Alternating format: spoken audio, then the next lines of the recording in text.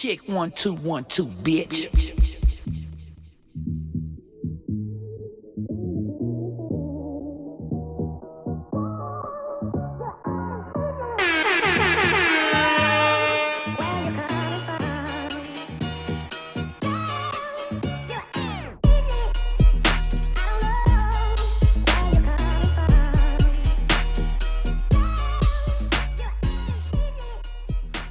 What's up? Happy New Year, motherfuckers. Happy New Year. We back. We are back. In 2019. It's 2019. You in the present now. Yeah. Yep. I was about to say you in the future.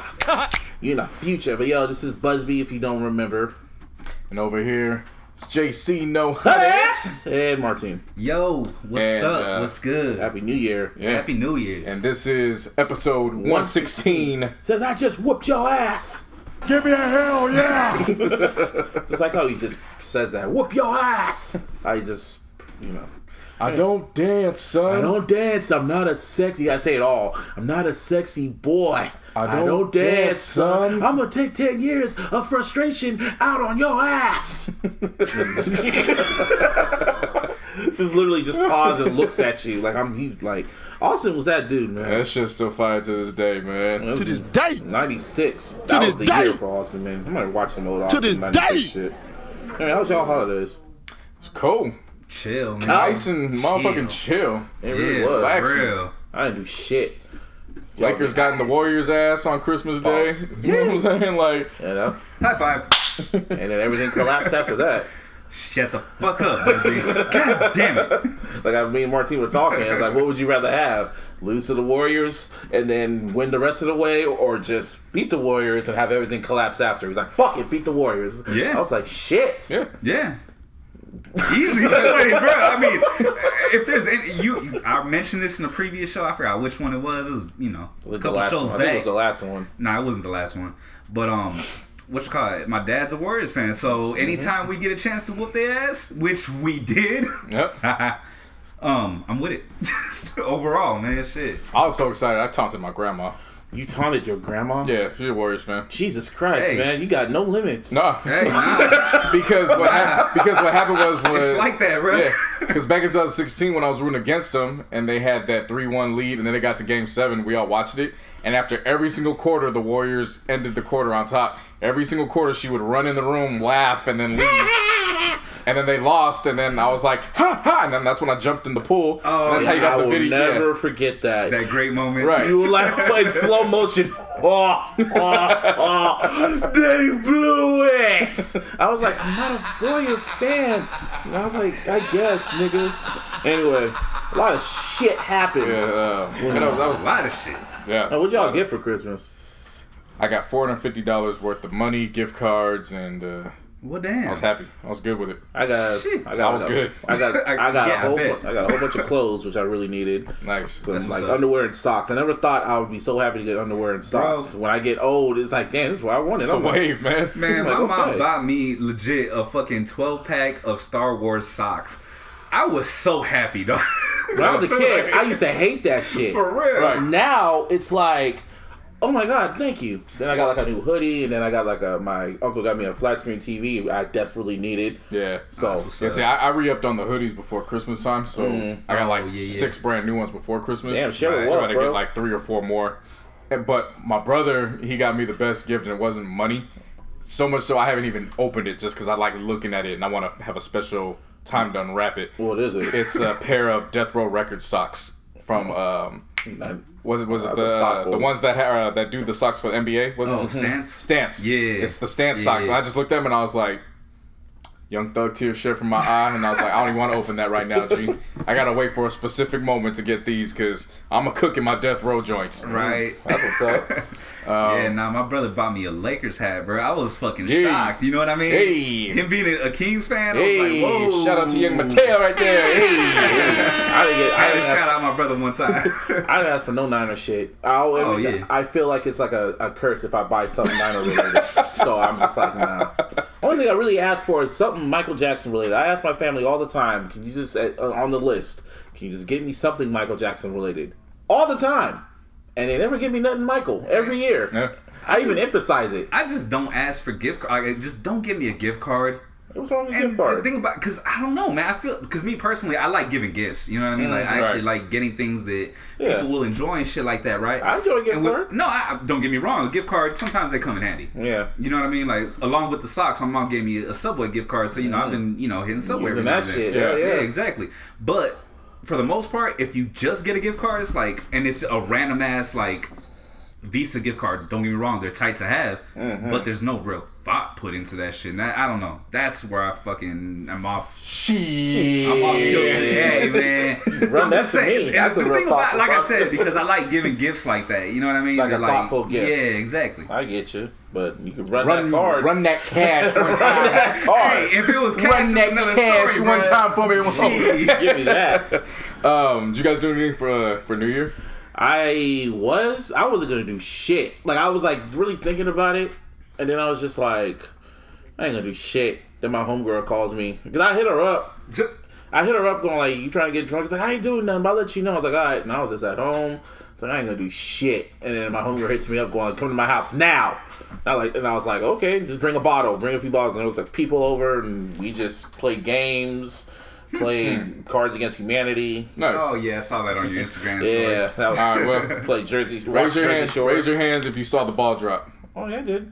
Raise your hand if you didn't see the ball drop. Both of y'all. Both of us. Yes. Once again. I think a lot of people stayed at home. Like one of my friends stayed home. Larissa and our asses fell asleep at 11 o'clock. Oh, that's crazy. Woke up at 5 o'clock. crazy. Woke up at 5 o'clock. Was like, Happy New Year. oh, Happy New Year. Rolled right back to sleep.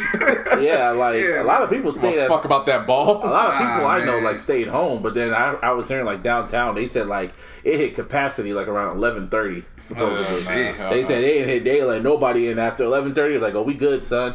Like, okay, We good, son. Yeah, now my New Year's was a lot like yours, bro. Like, I was just chilling. I didn't plan on because doing usually shit. I always go out. I usually always go out. Yeah. Same thing, bro. But like, I didn't plan on doing shit. And then my homegirl hit me up. She's like, "Hey, you trying to smoke?" I was like, Shit, "Is that a question?" Give me a hell yeah. let's do it. Yeah, nah. So, hey, or unless that's my fault. No, you good. All right, for sure. But yeah, nah. Like my whole thing was just I was just gonna chill. She hit me up. I was like, all right, cool. You know what I'm saying? It's like the older we get, the less we give a fuck about. I mean, I don't give two fucks. We were chilling in the car smoking, and I saw fireworks, and I was like, oh. I think it's New Year. I think it's New Year. Yeah, you got the high as fuck.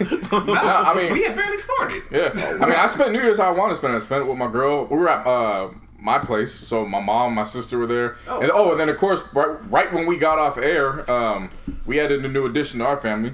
So we added a dog named Coco. Shit. We've been. Is it a female or a male? It's a girl. Well, you got a new bitch in the house. Yeah, so we've been helping to train her. She's spoiled. She's cute and all, but like she's teething, so she wants to bite everything. Oh yeah. She bit my grandpa on the lip. Oh shit. He came up and blood popped up like just all over. I was like, damn. And then she bit my brother in the little crevice between the thumb and the index. Ouch. And then he starts bleeding right there. And then she bit my mom's friend on New Year's Eve. So I guess I ain't going over your house anytime soon. Yeah, no, she's not like Louie. Where like she's not. No, Louie would just bark. This one just goes up and bite your ass. No, she's not gonna bite you. Like she wants to play, Oh. but she's teething. Oh, okay. So Louis there's a would bunch. bite the bottom of my what do you call it, my pants, I dog? guess Louie didn't like you, like me. I guess not. We'll just look at each other and go bark, bark, bark. I'll even say bark, bark, bark, and then we just walk away. Yeah, no, Louis just wanted you to acknowledge him. Coco wants the world. Like, she wants you to acknowledge. She wants you to take her outside to play with her. Then she wants you to run in the living room and throw her ball around so she can play. Like, she's only 3 months old. Like, she's fresh out. So, we just got to deal with all that. But I she's cool. I went to the movies a few times during that whole shit. I saw, I hella forgot what I saw. Shit. Rain Man. I hella forgot what I saw leading up to New Year's. There wasn't really shit out. Spider-Verse. There you go. You had to have seen that. Yes, that was Aquaman and Bumblebee. You post all this shit, so I remember it. I did. I lived at the movies. I remember he put up the poll. What should I go see? Yeah. And everybody was like, it was like a 50-50, and I hit him back. I was like, I guess your ass just gonna have to stay the night at the movies tonight, huh? Sure did. I was Nigga hit me back with the damn devil smile. Bumblebee was dope. Haley Stanford, that's bae. That was a surprisingly good movie. Into the Spider-Verse was one of the best Spider-Man movies ever made. Really? I haven't seen it yet. Oh, want to go to Globe? Want to go to Globe for best animated movie? Yeah. Yeah, it was. I call it. I say it's up there with the Sam Raimi Spider-Man 2. It's the best Spider-Man movie. Wow. Period. And it's better than Homecoming. Nice. That's saying a lot. Oh, trust me. That's saying a lot. It's a really good movie. And I heard Aquaman was. To me, it was eh. I heard it was good. Yeah, dude, it grossed over. It grossed more money than Batman vs Superman, and Justice That's League. wild. Who would have thought Wonder Woman and Aquaman would have been more critically acclaimed than Batman and Superman and Justice League? Yeah. I mean, we're talking about Superman and Batman. But you tell me Wonder Woman and Aquaman. Yeah, Aquaman? No one gave a shit about Aquaman. No one still doesn't give a shit well, till today. You know, ladies do now. Well, yeah, you look like Roman Reigns. Yeah, pretty much. The Rock cares. Rock. Anyway, hella shit happened. Well, before we get, do you guys do any New Year's resolutions? No. You don't do any of that? No. Man, fuck that. I'm glad. I'm glad. I just looked at you like, glad you say that, because everybody can hit me. What's your resolution? I was like, y'all should know. Like for the last 5 or 6 years, I do words of the year. I'm gonna work out. Yeah. I'm gonna work out a little bit more. Yeah, I'm in the gym tomorrow. I mean, I've been on a weight loss mission for like the last 3 months. I lost a little 30 pounds. Hey, like that, my mom lost a lot of weight too. So yeah.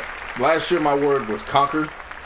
So it was basically I did a lot of that in my personal life. Conquer, got a hold of some finances. Right. Of course, we got this office now, so we took care of that. This year, the word's just create. Yeah, that's what we do every fucking week. We come in this bitch. That's what we do anyways, man. You know what I mean? Yep. So I'm going to create memories, moments, of course, music. Of course. I'm going to get behind the camera again, do some editing and all that. So it's it's this creative year. Yeah, that's what I'm on. Definitely. I'm with you on that. Yeah.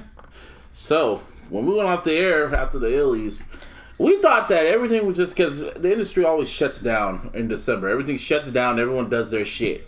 Well, people just had to do shit. Not this year. No. Not last year. Or not last year going into this year. Yeah. No. You mean last year? I try to keep in touch, but I was just like, fuck it. So where do you want to go? I mean, there were 3 things that caught my eye. I mean, because the king of R&B shit, like I don't fuck him. There's no R&B. Like everybody wants to rap. That seems so long ago. That's true, man. Like there's no concrete R&B. That shit was so long ago. That whole debate felt so long ago. I will say, Jacquees was disrespectful as fuck. Like I wanted Keith Sweat to smack the shit out of him. Yeah, I did want to see that. I remember that. That shit was hilarious. Yeah, I just didn't pay no mind. I was like, whatever. And then I say, well, there's only one king of R&B, and that's him. And we'll get to him in a bit. Yeah. Let's see what else caught my eye. Ray J. That motherfucker. That's a selling ass motherfucker right there, bruh. Ray J could sell water to a fish. Water to a well. I wouldn't doubt it, man.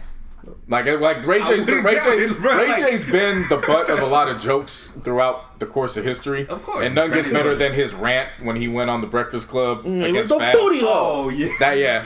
But when it boils down to it, if you actually look at his business dealings and his ventures, the motherfucker's out there. Yeah, he's doing this thing. Yeah. I don't know if you've seen his wireless headphones. Mm-hmm. I've actually been looking at those compared to the AirPods. Really? Yeah. Huh. Yeah, they compare, especially with it being $50 cheaper. Oh shit! So there's comparison there. But I saw the glasses and I was like, fam, I need those glasses. Those glasses are funny as fuck, bro. Like, I need those glasses. I can see like my Theo using those. You know what I mean? Like, she's just looking at me sideways, flips it down. Like, yeah, but Ray J, hey man, Ray J been doing this shit. What else was going on? Yeah, some random Beyonce and SZA records fucking leaked out, and like the SZA records, they still sound fucking good. Oh, you mean featuring King Kenny? It was called. What was it called? I forgot. What was her name? Sister Solana. Sister Solana. Yeah. Something like And I was thinking, but then I was thinking, no, that never goes past Top Dog, and they're too quiet. Yeah, And then I heard there was a tag that said RadioLeaks.com or some shit. I'm like, oh, y'all put this up on Apple Music and Spotify? Ooh. And then they had Queen Carter for Beyonce, and it was just like you could tell they were like old tracks and shit. Yeah. You could tell they were like from B-Day, Dangerously in Love sessions. I was like, whatever. I didn't care about it. It was like whatever. It was just a trip. Like that they were released on actual like streaming platforms. Someone like had that, the you know what I balls to mean? do Yeah, that. Someone gonna get their ass whooped for that. Right. But the SZA one sounded fucking dope. Yeah, I didn't listen to either of them because I just once they came out that they were unauthorized, I was like, whatever. Still, it really hurt to listen. As a fan, you know what I mean? I kind of just wanted to hear like what it was, you know what I mean? But then the reports came that they were taken down, so then at that point, there's no point. I didn't even bother looking for them, so I was like, whatever. Yeah, well. Don't be a performer with Iggy Azalea. Oh yeah. Oh my god. Don't do that. Don't do that. Don't do that. Have a seizure, and then all of a sudden she just goes like, "Someone get help!" And then she just keeps rapping and she playing. kept going, dog. Like, hey, Beyonce would have did it. Yeah, she would have. Yeah. You know how she is. Michelle fell and they kept him going. Yeah. That was you know and she was paid to be there. Yeah, no, I feel you. She was headliner money that's too. That's still slightly different though, because I mean, she fell. Like it's not like she fucking was having an actual medical. What about that time when Carmelo Anthony? Remember when Carmelo Anthony like got knocked out and his whole body was just spread out? They just kept playing over his dead body. You remember that? They didn't play over it. They ran to the other side of the court. Yeah, but his whole body was just spread out. That shit was it ain't just mellow. Remember that Paul Pierce did that when he was with Brooklyn. Nigga was laid out with his arms looking like he was in the damn casket with the Undertaker, and they were playing on the other side. Paul Pierce, dog. Yeah, Michelle Beadle said "fuck Paul Pierce" without saying "fuck Paul Pierce" the other night. And that shit was hilarious. Really? That shit was funny. They were talking about fan favorites, and I wasn't paying attention in terms of what the conversation was. But he was arguing for one stance, and then she argued back and basically told him, well, it wasn't like you were a fan favorite. It was the truth. Hey, how's this the truth? I mean, like, I was just like, damn. Yeah. But she wasn't wrong. I mean, you know. She's not wrong. She's not wrong. Yeah. She's not wrong. To this day. She's still right. To this day. Yeah. What else happened? You see those blue lights that popped up over New York before New Year's? Oh, aliens, yeah. nigga. And then, no, it was a transformer that blew up. They said it was a transformer. It was. They had footage of it. No, it looked like it. I've seen that shit happen because there's a transformer right by my house. Mm-hmm. That shit's exploded twice in my lifetime. Yeah, transformers are aliens. You ain't seen Bumblebee? Oh my god, that's an alien. Nah, but I've seen different colored like shades when they do explode and shit. So I mean, it's not surprising. It just happened to be New York, so you know. What else happened? Obama kept his tradition and showed his playlist of artists that he likes, and yet again, you saw a whole lot. We saw Kendrick and J-Rock actually. Yeah, like he goes through album tracks, not singles. Yeah, like, he does. For real. That's how he did when with Triple Butterfly. He picked. What did he pick? How Much a Dollar Cost as his song of the year. I don't remember that. That was a great song. But like for Obama to I just had that image of him in the Oval Office just working, and he has his headphones on listening to Pimp a Butterfly. Then he literally stops what he's doing and just listens to what Kendrick is rapping. It's like for real. He's like, that's pretty interesting. I'm gonna put that on my list, okay? You know, interesting. That's how he talks. Hillary and Michelle. Anyway, I like that J-Rock nigga. I like that J-Rock nigga, and I like that J. Cole. That Kevin Hart. That's a good one. What about Drake? But that Aubrey. Yes. Basically, fuck him. Fuck him. See, man, I knew there was a reason why I was cool with Barack and all that. You know what I'm saying? He didn't put no Drake, and people were mad at he didn't put sickle mode and shit. I'm like, who gives a shit? My man is pushing 60. He ain't listening to no damn sickle. He ain't trying to go out like a light, man. Yeah. Shit. But yeah, Obama picked this list. That was pretty dope. Yeah, it was. That was music did drop too. And I hella forgot until JC just put it on the list. I was like, oh yeah, that did drop. 21 Savage album dropped. That was 21. That was, I was looking for an improved album. I was not expecting it to be that improved. Like right. That, it was like night that and deserves day. a motherfucking round of applause. It was like night and day compared to Issa. Yeah. It was night and day. Night and fucking day. Yep. J. Cole put on a pretty dope, really dope verse on, what was it called? A lot. There you go. Yeah, he shitted on that. Because of course 21 went the route where the features weren't listed. Yeah. It's just the title track. More artists should do that shit. Yeah. But that was a good album. The whole album was good. Locksmith's album, you told me about it. Locksmith, man. I don't know if you listened to it. I still haven't gotten around. See, hold up. After we were done with the show, I was done with everything for the holiday break. Mm-hmm. I was done with everything for a cool minute. So you told me that the Locksmith shit was dope, but I kind of am still sleeping. I tuned out. Fam, Locksmith, this is his best album to date. Damn. He finally has radio-friendly production to back up the bars. That's crazy. Like it's fucking. That's dope. a long time. You think he should have just waited until the new year to drop it though? No, because I mean he's not that well known outside of our region. I know, but outside the spitting community. Yeah, I get it, but still, to have more ears, I guess. I mean, I guess, but it was perfect timing for him as far as I was concerned. Like, it's a nigga from Richmond. Yeah, true. Oh yeah, speaking of Bay Area people, Karina. Yeah, Karina performed at Steph Curry's little goodbye for Oakland shit at the Fox Theater. Oh yeah, with Mr. Fab and E40. Yeah, she came out with Mr. Fab and performed her song "Good at This." Shout out to Karina on that. Hell yeah, that was a major good look. Proud of her on that one. So that's what it was though, just like a goodbye to Oakland. Pretty much. It was like a dedication to the fans and a kind of a later. Damn, to Oakland. That's kind of rough, man. I mean, they don't got nothing else. But Oakland ain't gonna have shit next year. Except the A's. Yeah, and they're getting a new stadium apparently. Yeah, so pretty much that whole parking lot in Oracle is just gonna be deserted. Crazy. Yeah, it's gonna be a big ass parking lot now. There were 2 more projects. I didn't send this one to you. The Domo Genesis, the Facade Records. He dropped it out. Yeah. He dropped like right before we unloaded the Illies. But it was a 6-track EP, and that shit was knocking. That's what's up. Like Buddy's on there, Chip the Ripper, of course, King Chip, and then Kaz is on there. I haven't heard him in a minute. Yeah, no, this EP was dope. I like that. And then of course, Tyrius Nash. The Dream. Oh yeah, that 40 with the 40 track. I was not gonna listen to that. Nope, shit. I listened to each volume for each week because we were gone for like 3 weeks. Yeah. I listened to each volume for a week. Beautiful. It's great. That's cool. It's fucking awesome. That's cool. I'm not gonna sit down and listen to. I didn't listen to Chris Brown shit. Don't blame you. I'm not gonna sit down and listen to fucking. Terry Well, like I said, Nash they're all broken down into volumes. They're just how all many together. hours are together? Yeah, but that's 3 the hours. thing, Like though, 2 hours altogether. Like I'll look at that and be like, I'm gonna sit down and listen to this whole shit. And Put it in the playlist. Can you put it on shuffle? One of them you can put on shuffle? No. Each one's designated for it's a volume. It's a volume series. Okay, I got you. Well, Netflix was still in their fucking bag. Netflix is showing why they got the biggest balls in the industry, man. So, first, this is the movie that got social media going crazy, which I still can't believe. Sandra Bullock movie, Bird Box. Any of y'all niggas watch it?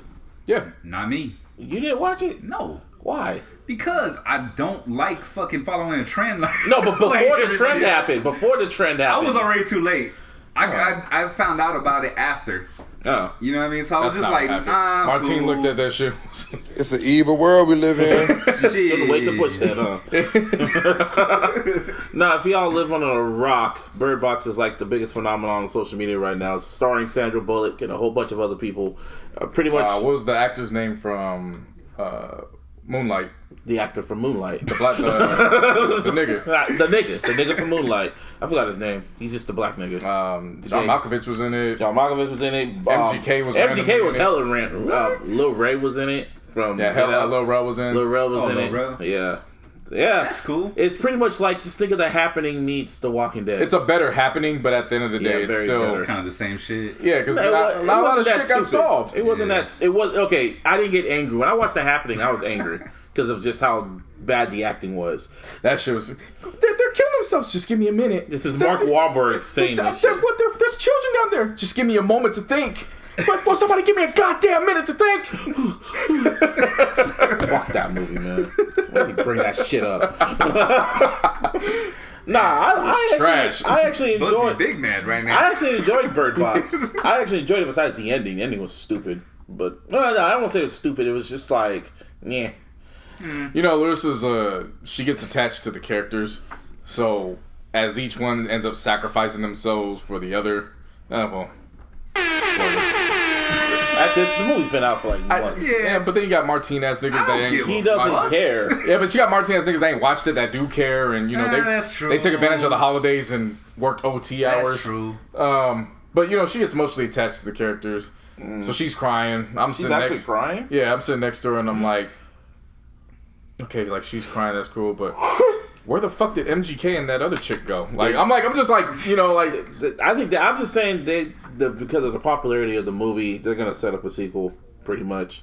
I think it's just gonna focus on MGK's character. Well, I think if there's another book, then yeah, because it's based off a book. That don't matter. 13 Reasons Why was based off a damn book, and they did the second season after the bitch died. But do you really think MGK's gonna be in a fucking They're gonna go from Sandra Bullock to MGK. On This is a different. That's true. Netflix.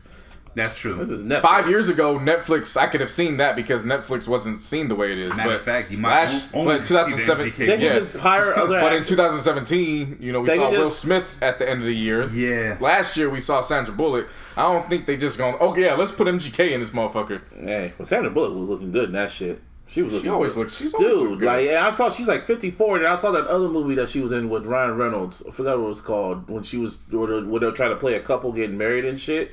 It was back in 2000. I forgot what it was called. No, I know what you're Fake talking about. marriage one? You talking Yeah, about? that shit. Oh, yeah. And I looked. I don't know what it's called, but I forgot what it was called. Yeah. But I was watching it, and I'm like, damn, she looking good. Like, how old was she around that time? Man, she was like 44, and she was looking, damn. This congeniality. Like, man, this is man. Speed. Man.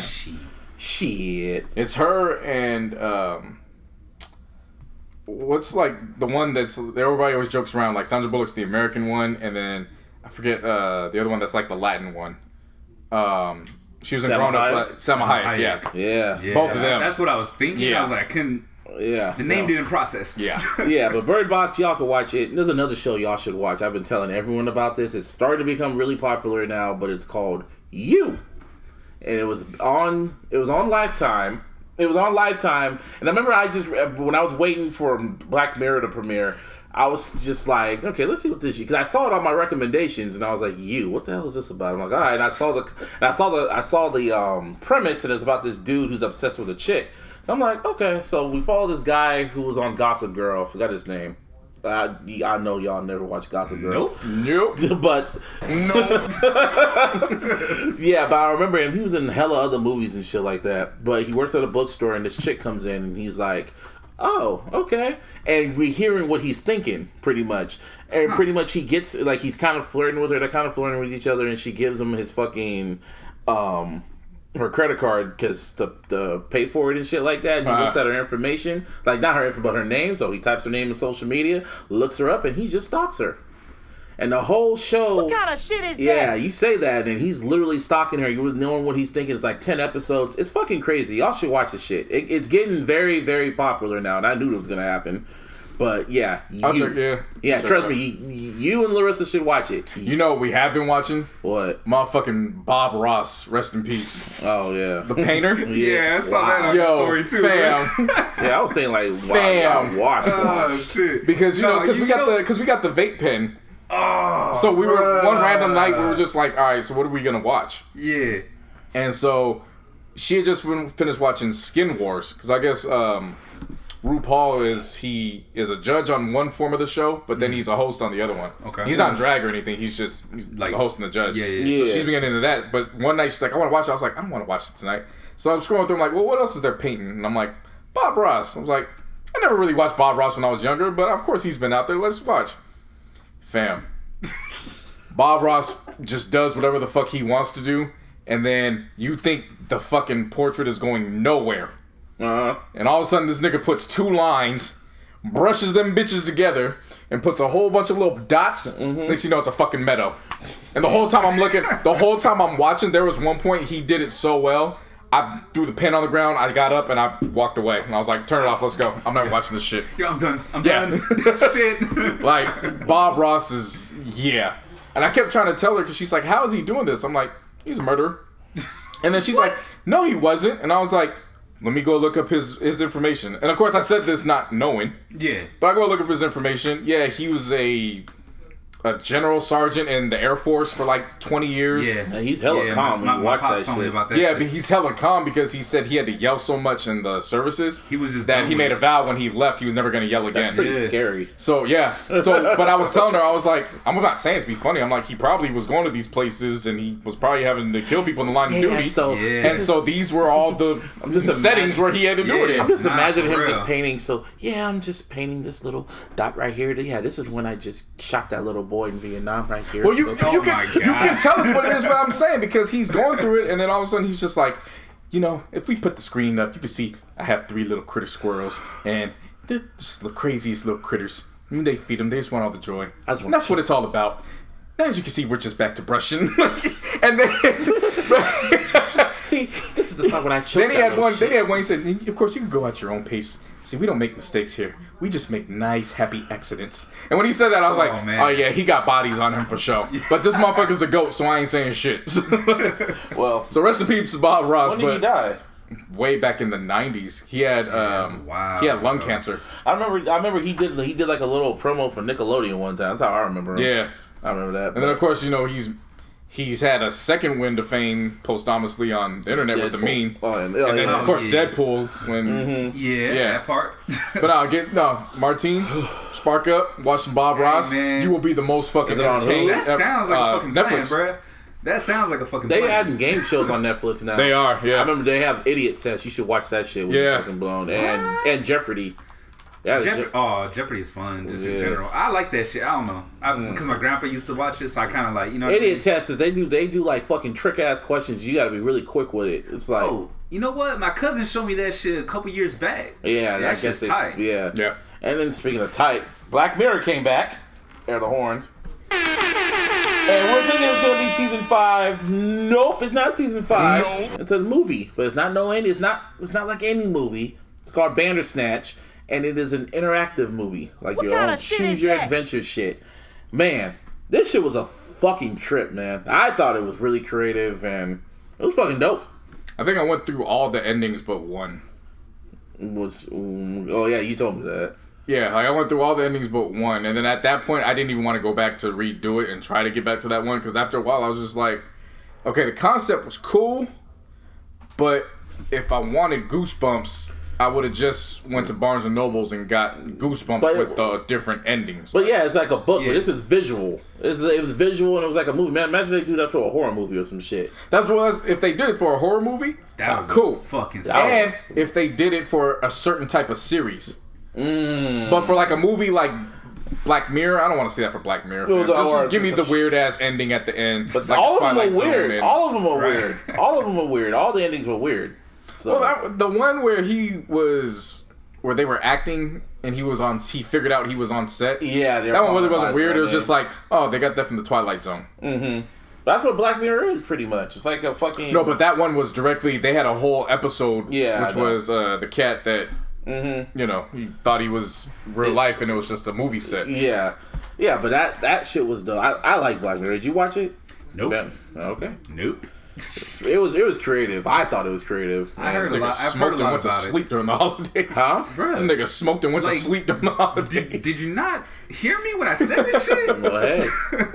It was a trip, though. I enjoyed it. I remember I read this article of what the directors were saying, and they were just like, one of the directors, he loved it. He was like, yo, this is revolutionary, da-da-da-da. And then the other one was just like, I don't know what the fuck we just made. He just... Even he didn't know all the endings. He was like, I don't know what we made, man. Well, I think one of the execs said that they had it so switched up that they can't even get to another ending that they had. Yeah. That's how fucked up it was. Like, it actually blocked them from getting to a certain ending. They don't even know the endings. It's like, they said there's 5 altogether. There's 5 main endings. Yeah. There's 5 main endings. That's kind of tight. Yeah, that was dope, a lot about it. I mean, when you put it from that perspective, if the execs can't get to one, then yeah, that's pretty cool. Yeah, and they said it was a grueling process. They had like a whole month to do it. Right. So, hey, shout out to Black Mirror, man. Really good show. Y'all should watch it. It fucks your head up. It does. And see, film trailers. So, on Christmas, Jordan Peele announced, we knew it was coming. My God. But it's going to be called Us.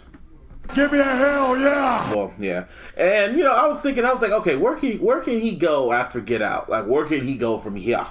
He went from Get Out to I Got 5 on it, and I was like... Well, he went from Redbone. He went from Redbone to I Got 5 on it. Yeah, and I was like, I got 5 on it. No, I remember watching the trailer, and I'm like, okay, I got 5 on it. I was like, okay, I thought that was just going to be the beginning, but then when the song started slowing down, and I was like, and he just kept hearing the piano playing, and I was just like, oh, this is where we're going. Yeah. Oh, and I never thought of it that way. Like, how the hell? Seriously. Yeah. What's funny was I showed my mom the trailer, and after it got to a certain point, she goes, "Oh, no, turn that shit off." That's what my mom said. I walked away just... It's an evil world we live in. I mean, if we all saw if you ever lived on a rock, again, for Christmas, it's with, what's her name? the two actors, yeah, Lupita Nyong'o, and then the one who played M'Baku. It was M'Baku and two other black kids. And it was filmed in Santa Cruz. Yeah, that was Really? a lot of yeah. Yeah. Oh, shit. In the trailer, you saw the fucking yacht. You saw the yacht in the sand, Santa Cruz, California. Oh man, I didn't even trip on that. Yeah, it was quick. So I was just tripping on the fucking beat more than anything, though. well, yeah, that was the craziest part. Like I was That thinking, shit really who would caught have? my- Like I don't know. really How caught did you my find? attention. How did Jordan Peele even like figure that out? Like, Well, just the piano. In an interview, he said that he always had like this haunting vibe. It had a haunting vibe to it. From it. So I I was mean, like, it is kind wow, of. It alright. is kind of, but you No, smoke it is. if you're high. Yeah. There's a bunch of songs that if Yeah. you do that too, if you slow it down, Oh yeah. For yeah, Sure. Nuck if you buck. yeah, that. A lot of Dirty South songs because it's on that synthesizer. Yeah. If you were to slow that shit down, For sure. yeah. Yeah, But it was wild because niggas, I saw them on fucking social media. They're like, "Who the fuck listens to I Got 5 on it And still?" think And I'm of like, that. "Motherfucker, what? Wait. Motherfucker, what? They ain't from the I Bay. still listen to this shit. To this They're day. not from the Bay. Always. To this day. I probably listen to it once a week, They're not from the Bay, man. I wouldn't doubt it, bro. I mean, I know I do. and not just Oh. the original, the remix. Yeah. Oh, Everyone always listens to the Man, remix. That's the only one we listen that to. Spice One verse. The E40 verse. The Drew Downs opener.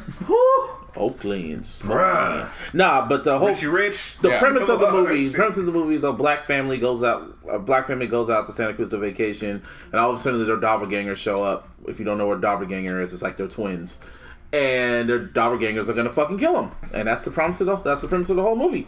It comes out in March, Yeah. and I was so pissed off because the trailer was so fucking dope. I literally forgot that the movie was coming out. That I went to Fandango to look up tickets, and I was like, "Oh yeah, the movie don't come out till March. So what the fuck am I supposed to do?" Is it March or February? March. Okay. And Oh well. the motherfuckers are already breaking down the fucking movie. Them too. goddamn think pieces, see, man. I was gonna say, based on that trailer though, I don't know if it's a doppelganger type thing. Like, I kind of have an idea of what it is. Yeah, it's like their evil self, evil twin. Well, not like their inner self. Their Like, inner you know what I mean? Like, Yeah, or it could it's just themselves that's stopping them from, who doing knows? shit. Yeah, Like, we have that's to what see it looks like. We have to see the damn movie. I just saw when I saw a think all I know piece. is I want to see this When shit. I saw a think piece saying this is why he picked I Got 5 on it because Oh, the fuck 5 outta person. here. I was like, nigga, no, Fuck outta no.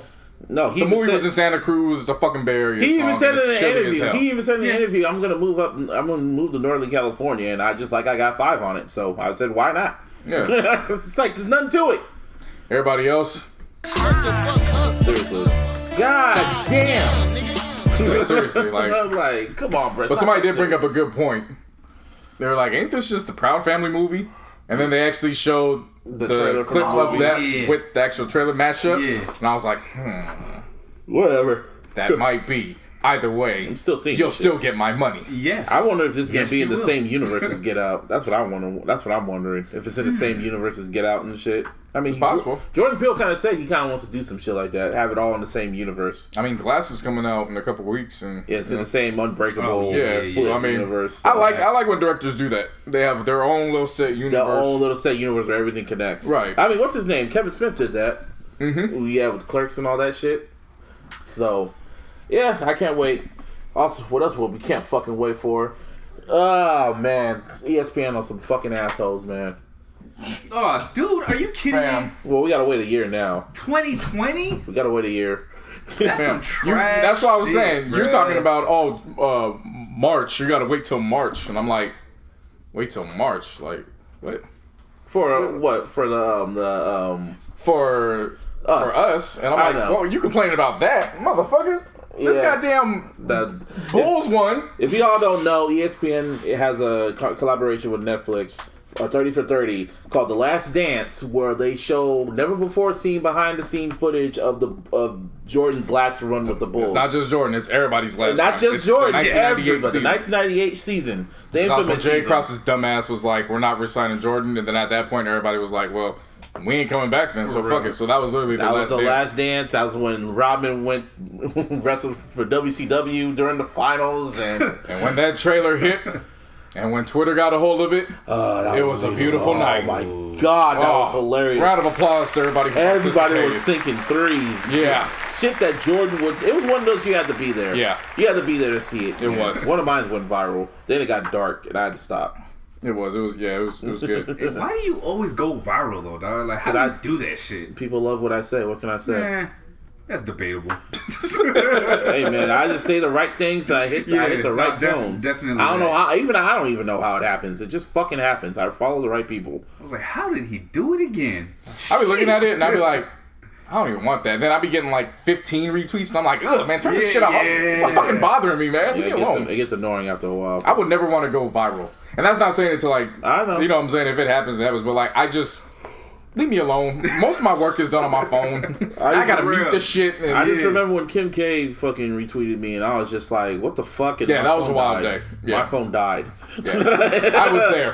His phone literally went from like 64% to like 9% in a matter of 10 minutes. Yeah. I remember I was like, hold up, first I sent it to my homegirl. I was like, yo, look at this shit. Then I sent it to JC. Then I yelled for Mom. I was like, Mom, Kim K retweeted me. Hella randomly. That's still the most crazy shit that ever happened. Yeah, like to this day. Literally. That's insane, man. To this day. I just don't want Kanye following me because now Kanye is randomly following fans now. And I kind of don't want him following me because he'll probably say some shit or retweet my shit. No, I can't have that happen. I'm good off that. They get off that character. Anyway, back the 30 for 30. Got to wait another. It's gonna be a 10 parts. 2020. I don't understand why the fuck you would drop a trailer the end of December for something that's not even gonna happen, and it's like not even gonna come out until the fucking summertime of June. That's the fucked up thing about it. In the summertime? I said I wouldn't doubt it. That's usually when their big 30 for 30s jump off. You remember the OJ one? Mm-hmm. That was the second week of June or something like that. Yeah, that was Right. We watched that when we watched the finals, right? Yeah. They'll probably drop it after the finals. Anyway, isn't LeBron filming like Space Jam 2 after this year? What isn't LeBron filming it? No, but after like Space Jam 2, Seriously. like he's gonna start filming it after this season, right? Space Jam 2? Yeah, it's after the season. I don't remember. Yeah, so what else is going on? Floyd I just wanted to Mayweather. get back on the court already. He broke his dick. Pause. Break his dick? You just got a sore groin. Why does everybody... I always thought that was funny. Anytime you say groin, the motherfucker always automatically goes to his dick. Well, I mean, it's in that Like, area, bro. Fam, you your know what I'm groin saying? is literally Like, from... Jokes your are better groin than facts, is literally bro. from thigh to thigh. Yeah, it no, covers I feel everything. you. Jokes are better than facts, bro. Yeah. I guess, but... Anyway, other shit that happened before Floyd Mayweather got a quick bag of $9 million after he kicked that boy's ass. Who gives a fuck? And I told you, he's going through some money issues. He has owes somebody money to go over there for $9 million. Yeah. And just leave for like, fam, you owe somebody. You owe money. somebody money. Definitely. B2K came back together. Let me take over this real quick. Round of applause. Wow. Fuck the round of applause. Get the air horn. B2K. So, Love and Hip Hop Hollywood season 4. That was Fizz's storyline, which was he was trying to get the group back together. Oh, wow. And so he was trying to find a way to do it. Obviously, it didn't happen. Yeah. So to wake up that morning and see Omarion was the one that tweeted it out.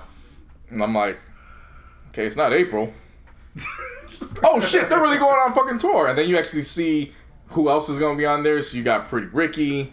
Chingy somehow was on there, but fuck it. I'm down for that. Bobby V. The Yin Yang Twins. Yeah, that shit was But like, no what? Bow Wow. I guess the Whisper made him R&B, but fuck it, we'll rock with so. it. But no Bow Wow. That was kind of surprising. That wasn't surprising to me. Why? Because Bow Wow was going to want headliner money, and you can't have Bow Wow coming back with the headliner at the same time that B2K makes their first appearance. Just be on selective dates then. There's no way. He would have to be a co-headliner. Yeah. Well, fuck Bow Wow. So that's your boy. Yeah, I mean, but even then, I'm like, yo, Bow Wow, get the fuck out. This ain't about you, bro. Like, this ain't got nothing to do with you, Chief. But no, this is their first time they're going to be doing something in any capacity in 15 years. Damn, it's You been can't have that Bow long. Wow be a co-headliner. Yeah, You Got Served came out 2004. Damn. And that was the last thing they did because after that, they all split. That's like fucking Idlewild. That was like the last thing Outkast did together. Yeah. Shit. Yeah, it really was. Well, anyway, yeah, that's that. And Bone Thugs, well, yeah, for whatever reason, Bone Thugs and Harmony have beef with Migos and 21 Savage. Well, I mean, I understand the beef with the Migos, Yeah, but it's who was it? just... Jesus, man. Offset or who was it? Offset or Quavo had said something about them being the best hip hop I'm pretty sure artists. it's Quavo. Quavo said Pretty it. sure. We'll just put And it on then Quavo. Lazy Bone comes out of nowhere and he's basically just saying, you got to respect the elder. And I'm like, what the fuck you talking about? Like, come on, man. Everybody at some point should be saying they're the best. Yeah. Like, that's just how it goes. Like, y'all had y'all time of grace from, what was it, 94 to 2000. If you want to even go that far. Yeah, if you want to take it there. It's not your time. Like, just let it be. Then all of a sudden, Lazy Bone comes out with a fucking diss record. Well, before that, Offset came and was like, let's put bank for bank. To which Lazy then responded back with, no, if you want to do it, let's go bar for bar. Which 100% agreed. If you're going to prove you the best, don't talk about money. No, definitely. Let's talk about bars. So I agreed with that. Especially with the time passing, like, rappers get paid more. So, Yeah. You know what I mean? Yeah, But then when Lazy dropped the diss, right, and then somehow 21 Savage is involved. I guess because of his affiliation with them. I don't know how that happened. But like, honestly, 21 Savage got lumped in. Yeah. So then Lazy Bone comes out, and then he drops a diss at all of them.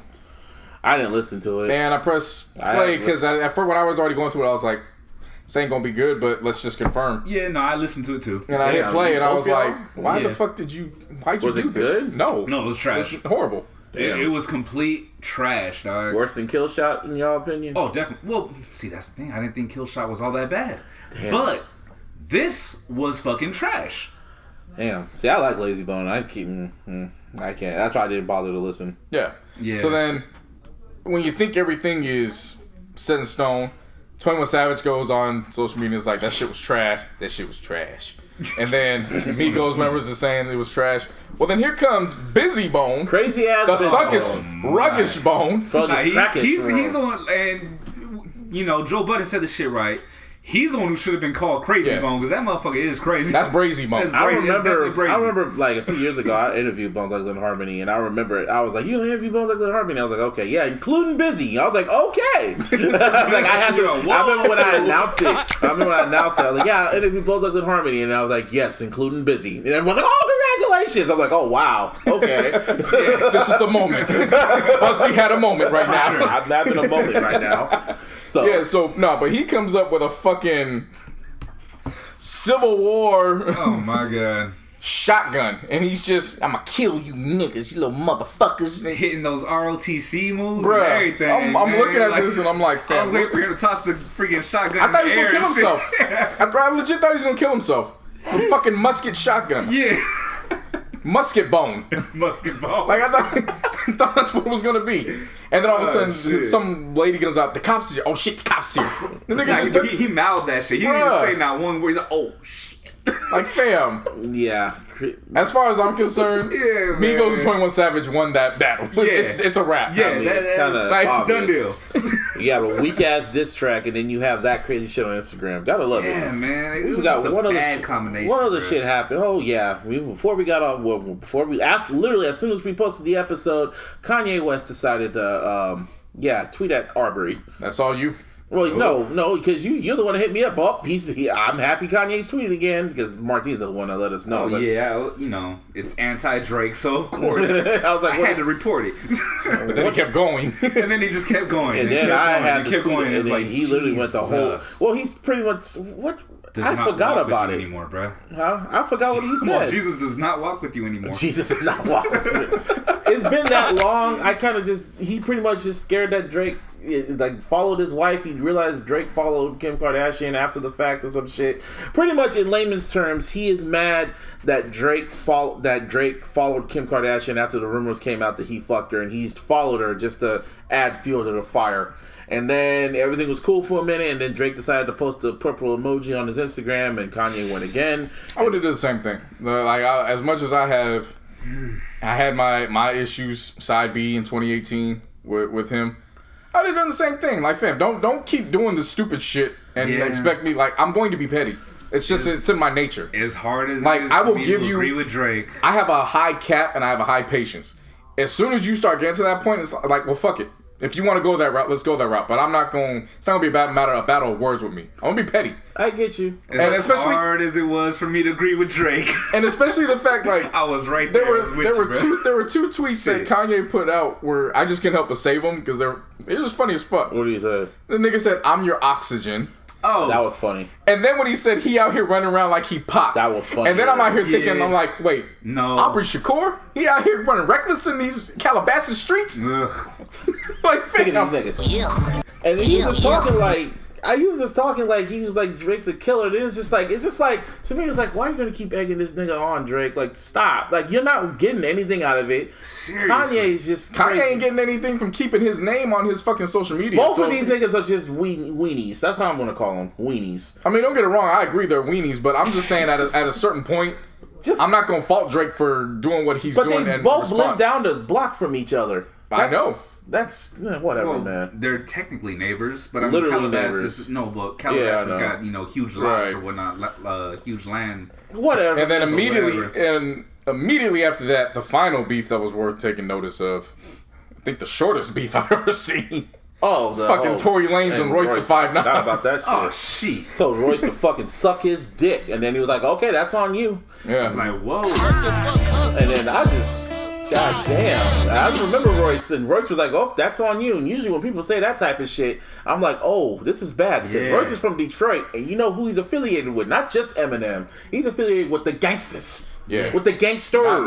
Not only is Royce from Detroit, Royce is from Detroit with a bazooka. Yeah, if y'all remember how he had that beef with Benzino, and he took out that Benzino, he took out that fucking bazooka, and it got quiet. I had one of the most evilest laughs and smiles and shit, and I was like, "Oh, this nigga is crazy." Yeah. This motherfucker's We with got shit. guns too. Yeah. This nigga came out of fucking "Don't Be a Menace." Do we have a problem? Benzino got quiet. He got quiet after that. Yeah. And then next day, like a few days later, Tory Lanez came out and said, "Yeah, we talked. It's all good now." Yeah, I bet it is, nigga. But see, I don't understand what it is about, because really it's cats that are younger than us. I don't understand what it is with the trying to rebrand "Suck My Dick." Clout. Yeah, I don't know. You know, man. from how we were raised, whenever you say that, shit, it's time to get physical. Yeah, like it's man. time to fight. Fists are flying, That's bro. what you want.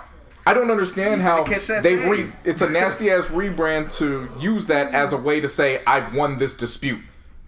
That's like their new period. I'm Well, like, nah, it's that's like, dude, no. they're behind the keyboard, bro. I mean, no, I understand Yeah, I that. know. It's a nasty ass rebrand. Like, don't rebrand "Suck My Dick." Yeah, Keep it for what it is, They're man. behind the Yeah. screen and they're behind the keyboard, and they feel nothing's gonna happen to them. This is press. What do you think, Future?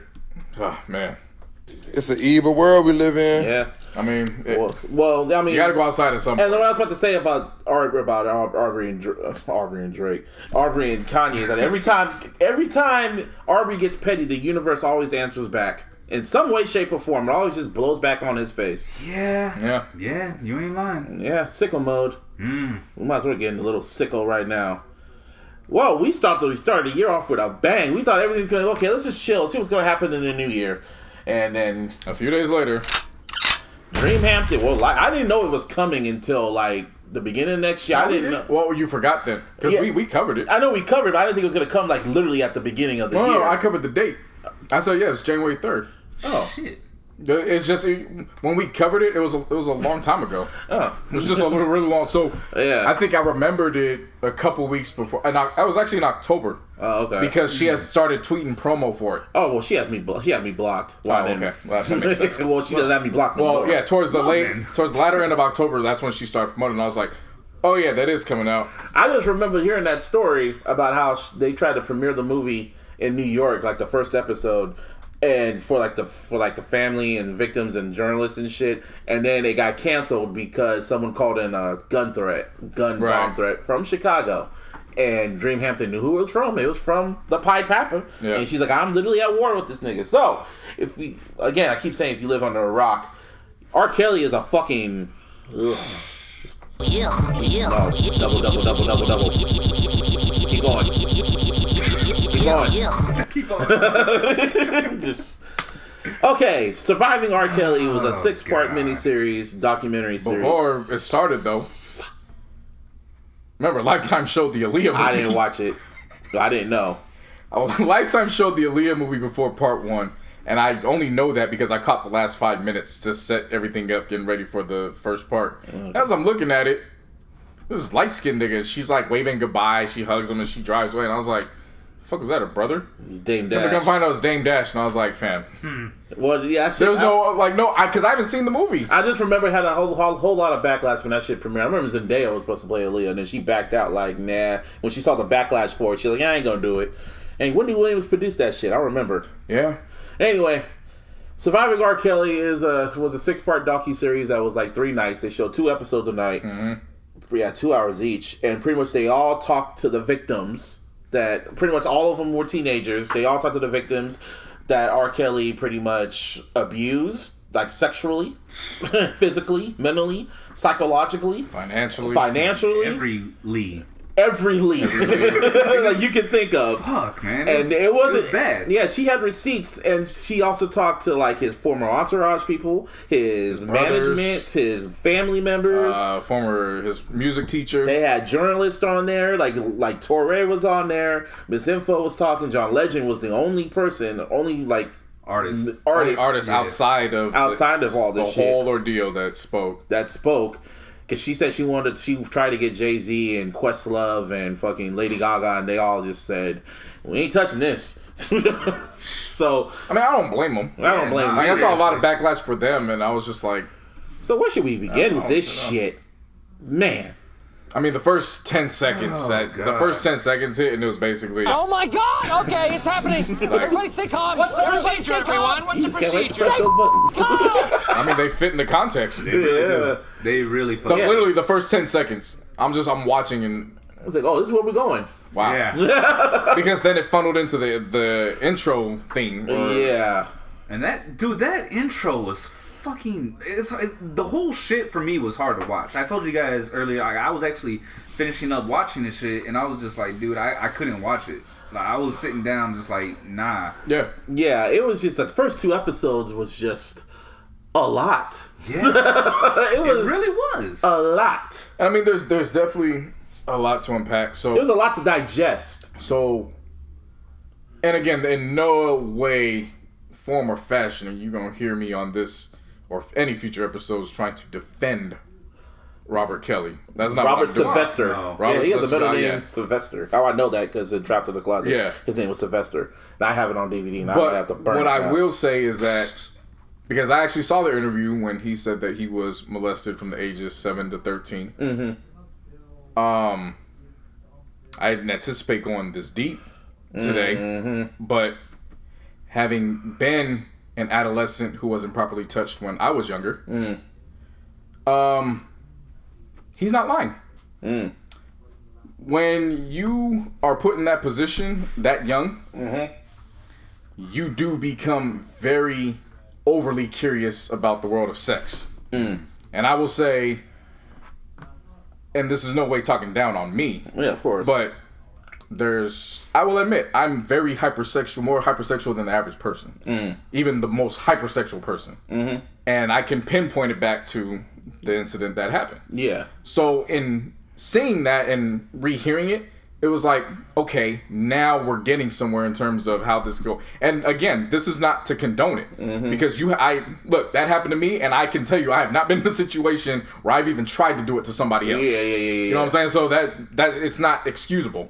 However, it does paint a picture now of how his mind frame was. Exactly. Right. And then for them to say that he started off where he was very shy at first, but then singing helped him, I guess for a lack of better words, singing helped bring out the monster. Because once he started getting confident in it, and he realized the power it had. Yeah. Well, now you factor all the shit in. Okay, so now let's get to when he drops out of high school, and then he gets signed to Jive, and then now he's going back to the fucking high school, like years later, trying to scout females. Fucking weird, man. I was like, what the fuck? I was like, okay. Then they get to the Aaliyah shit, and Leo. And long story short, they were fucking when she was 15 and got her knocked up too.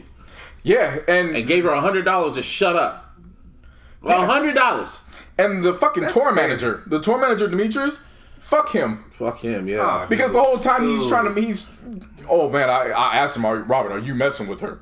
But then a few scenes later, when it's time to go get the marriage, you're the one that fucking forges and fakes her age and signs off on it. That was wild. Yeah. That was fucking wild. Bro, what the fuck? His brother was fucking his older brother. Oh, fuck that dude, man. Yeah, so of course his younger brother Kerry had said that he was molested, and then from reading the stories, because they didn't say who did it, but from reading the stories, apparently it's their older sister that did it. Oh, wow. That molested them. Oh, wow. So that's strange. So he tells R. Kelly, and he's like, no, it didn't happen. So then he's, he has to deal with that. But then his older brother, Bruce, this motherfucker had the audacity to say, oh, well, bruh. I don't know what the big issue is. He likes younger girls. I like older women. Go figure. Like, it's just a preference. He said it so confident, so nonchalantly. He said that shit, and I looked at him, and I was like, I don't even want to know why you in prison right now, G. Yeah. The first thing that came to my mind was a nursing home, and I was like, I don't even want to know why. But come to find out, just probation, robbery, and shit like that. And I'm like, that's the best case scenario. Yeah, really. Seriously. He was a dumb nigga. But, so, after finishing the first 2 episodes, I went back and re-listened to, I think, what was it? Our episode 88. I had that R. Kelly discussion.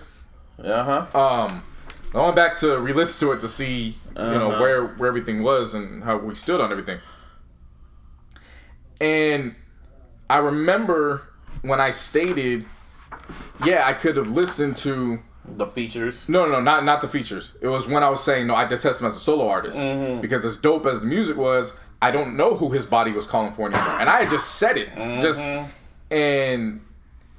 But then it come to find out, in the process of recording that album, the girls walk in and he's having sex with a 14-year-old during that album. Yeah, man. Press that. Ugh. Like at that point, no, there's no separating the artist from the art. No. This is what you got. Because the acts, the evil acts, are fueling the art. Right. There's no separating that. And then it gets even deeper when he talks about what was the other chick? Lizette? That was her name. Lizette. When she talked about the relationship she had with him, she was like around 17 at the time. 17 at the mall. That's also a place where he picked them up at the fucking mall. That's what they said. And he fucking, I guess they fucked, and she got knocked up, and then she had a miscarriage. So it was around the time when Michael was recording the History album, and he needed work, and he called R. Kelly, and R. Kelly wrote "You Are Not Alone," and he was inspired by old girl having a miscarriage. What kind of shit is that? I heard that shit.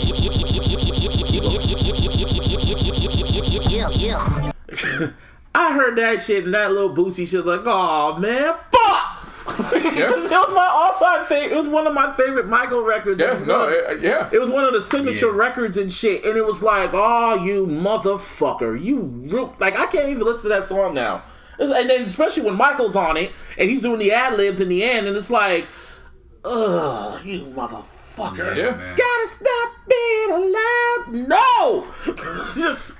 And then I was gonna say, well, maybe I Believe I Could Fly is not that tainted, and it kind of isn't in a way, but no, it is. It is. Well, he said fucking flat out. Tainted. He said like he got inspired by Jordan, watching him dunk the ball, and then that was it. That's fine, but I don't know who he was watching with, or who he went to the recording studio with afterwards. Yeah. Who was the actual muse? Yeah, you know that's the problem. I don't know who the actual muse was. And it's like now it's at this point where it's like I can't even listen to nothing this nigga does now, and it's like it is forever.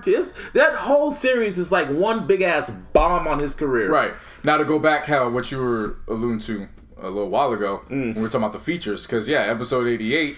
I said you have to Thanos snap it all. Right, and my thought process, it wasn't to defend him to say no, I gotta at least hold on to the features. It was funny too because I'm listening to it and I'm like, I think you really caught me off guard because I had to be put in a position to defend it, and I'm listening to it. I'm like, damn, you're a stutter motherfucker against go at Busby, nigga, talk your shit. No, you can't. But in retrospect, what I was trying to say was that I guess I was trying to hold hope that his features, at least, he knew he was writing them for other people, so he could at least get away from his fucking atmosphere and be in a position with that. I mean, you would hope, or not even just the features, the writing. Yeah. But then when they brought up "You Are Not Alone," and it's like there's not a want to listen to him anymore. Yeah. Not even it is a Michael record, and then he sang like Michael, and then it's like, oh, you bitch ass nigga. Michael heard that shit from heaven, like nigga, what?